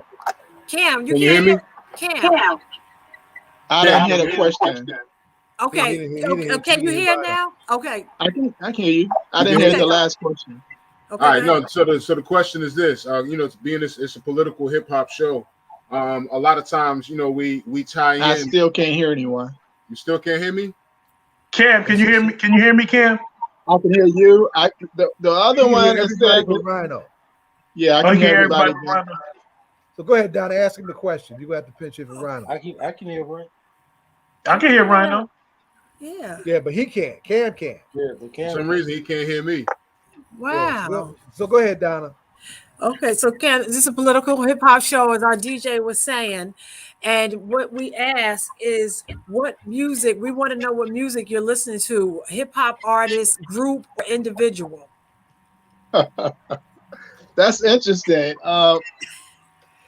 One of the elders asked me, one of the sisters asked me, I posted something on Facebook, Brother on a Mission.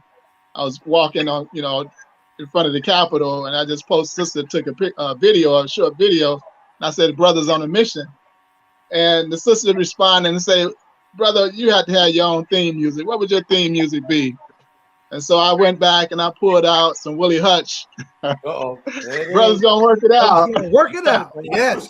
Brothers gonna work it out. So I would like, everybody just, play that, today before you retire. But I'm listening to, I'm a JB skater, so I'm always listening to JB. That motivates me. James Brown, all the funk, I'm not really listening to any current R&B? I mean, current hip hop? No, it's it. Hip hop is it. But you can. But I would say Rhino, since James Brown is the most sampled person, we probably can go with the James Brown. We can let him go, right? I mean, I can take his James Brown, and I can take. I didn't hear you, Kel. Brothers Gonna Work It Out. Public Enemy, they were big James Brown fans, and they had a song called Brothers Gonna Work It Out. They did their version of Brothers Gonna Work It Out. So that Cam, he said putting JB and Willie Hutch together and gonna do Public Enemy did the Brothers Gonna Work It Out. That's right. What did you use to close the show to? What did you use to close the show to when we was in the studio? That's it. Brothers Gonna Work It Out. Yeah, I thought so. Yeah. Mm-hmm. Oh, that's what's up. That's what's up. So we all vibing on the same level. Right on. That's right. Well, thank you, Cam. You're welcome to stay you're welcome to stay for our last segment. Our DJ just gives us the week in hip hop to let us know what's going on. So you're welcome to stay on. I know you can't hear us. I don't know if you can hear me. He can't hear you. Yeah, you can't hear me. Okay, but so well, we're gonna have you back. I'm gonna have you back with this young brother so y'all can cut it, so y'all can chop it up a bit together. And we got that's what's up. Boston, we got how to come weeks ago. We got Evanston. You involved in Evanston, California. There's some movement in California. We got to bring this thing together, help these other cities get going too. For sure. And we have a young brother who's chairing our Philadelphia chapter, who's a DJ. And so I'm definitely we need to bring him on to the show, and him and DJ Rhino can chop it up. That would be dope. Yeah, that'd be funky. Yeah, all right. We can talk about it. Yes, indeed. Let's get it done. Yes, sir. All right, beloved. Good to have you.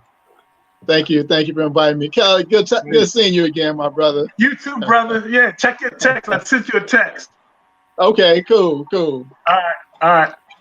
We miss you in the side, man. We miss you, man. Hey, man, I miss y'all too, brother.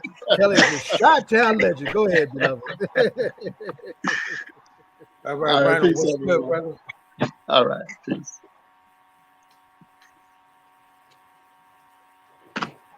Go ahead, Rhino. What's good? What you got? What's happening? So we don't have a whole lot of time. We only really got 3 minutes. But first and foremost, I mean, I'm just gonna say, this. I think the mayor has spoke. He spoke on it earlier about certain things shouldn't be normal to us. You know what I mean? Just like this verdict. It's normal to us to get these verdicts. You know what I mean? It's like it's no surprise. It's normal to us. You know what I mean? Another thing that's normal to us is, us losing each other to each other. You know what I'm saying? Losing our lives to each other, man. Rest in peace, Young Dolph. He's a rapper out of Memphis. He's a rapper coming out of Memphis. He was just murdered at a bakery in Memphis, in his hometown. Yesterday, day before yesterday, a few days ago. And that's just that's another loss. I mean, he was 36 years old. You know what I mean? That's young. And I think about all of these young rappers that have died recently, man. I think of Triple Extension. I think of who was it? Little Peep. A bunch of these cats, man, they're dropping. Whether it's drugs or murder. We lost Juice WRLD. We losing so many young rappers, man, before they even see their full adulthood. You know what I mean? These cats are dying in their late teens, early 20s. A lot of them. Young Dolph, he was in his 30s, man, but that was still young. You know what I mean? To lose a brother, man. They ambushed him in that parking lot. That's nonsense. Now they say they caught 3 suspects. The story to me seems a little twisted, so I'm not even sure if these dudes really had anything to do with it.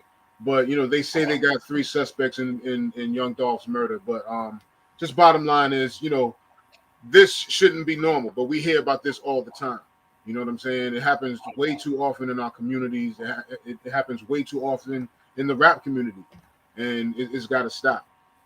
So just rest in peace to Young Dolph. Rest in peace to his family.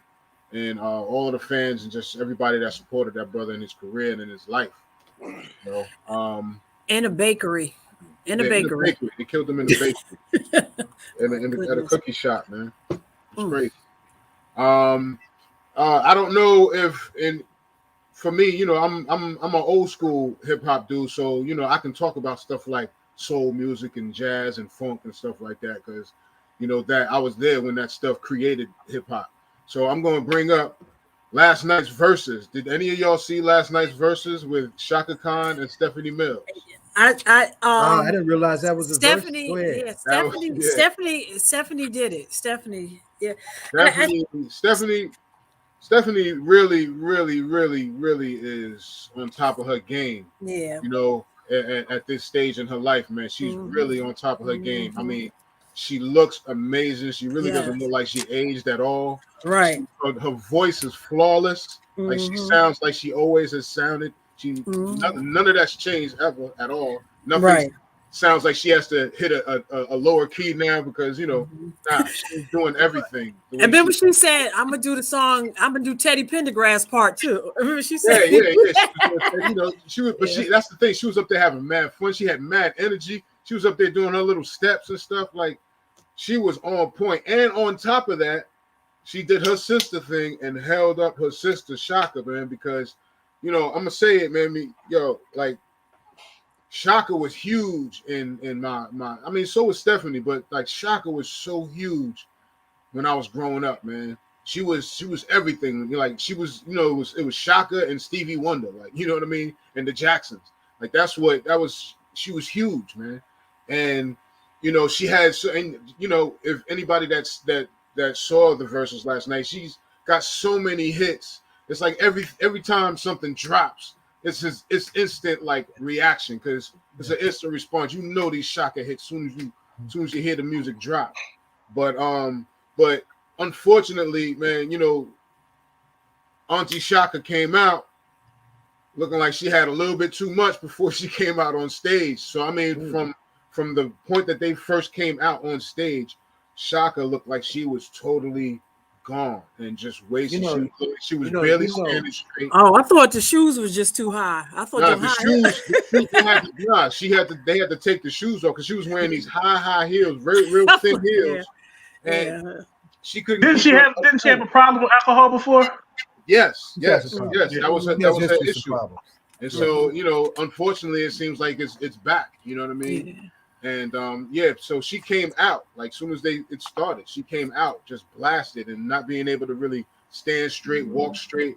At some point, they had to sit her down and change her shoes, take the heels off, and put on. Yeah, them heels was high. I was like, Shaka was a Chicago legend. That was the thing, man. I was just like, please don't let her fall tonight. You know?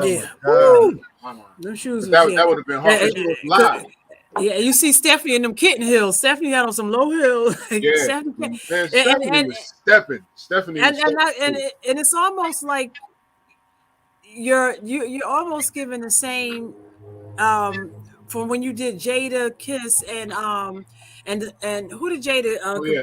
Dipset, Locks versus Dipset. And you was like Jada and them was like working out, drinking juices and lots, like they just came. And Dipset wasn't prepared for all of that. Yeah, right. Yeah, it was that type of thing.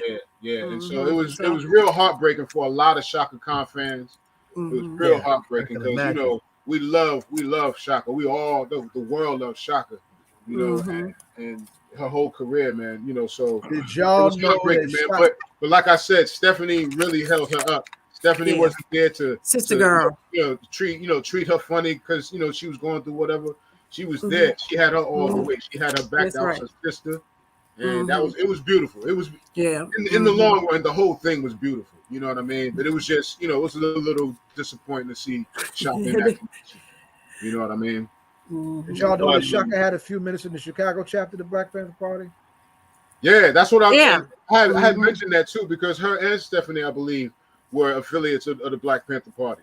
And Rhino, remember Stephanie said, "You're gonna love this, Ed. We need to reinvest in black radio. We need to did you hear her whole speech about black radio? We need to uplift our young artists, and we need to have black radio so that they can have a place to, like we had to go hear our Stephanie, yeah, Stephanie's always on point, man. Anytime anytime she's doing an interview, especially if she's on black radio or like urban radio, she's going to speak and she's going to say what needs to be said.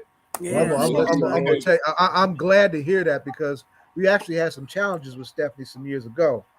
During the anti-apartheid battles, we had a boycott. We had a cultural boycott, right? Stephanie was one of the few artists that actually contradicted and violated the boycott, and we had to put her on blast behind that. So I'm glad she's come back home and is starting talking right and doing right.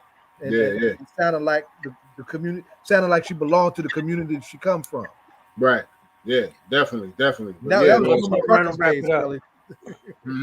So real quick, also today in 2002, Talib Kweli released his first solo album, because a lot of people 19 years ago.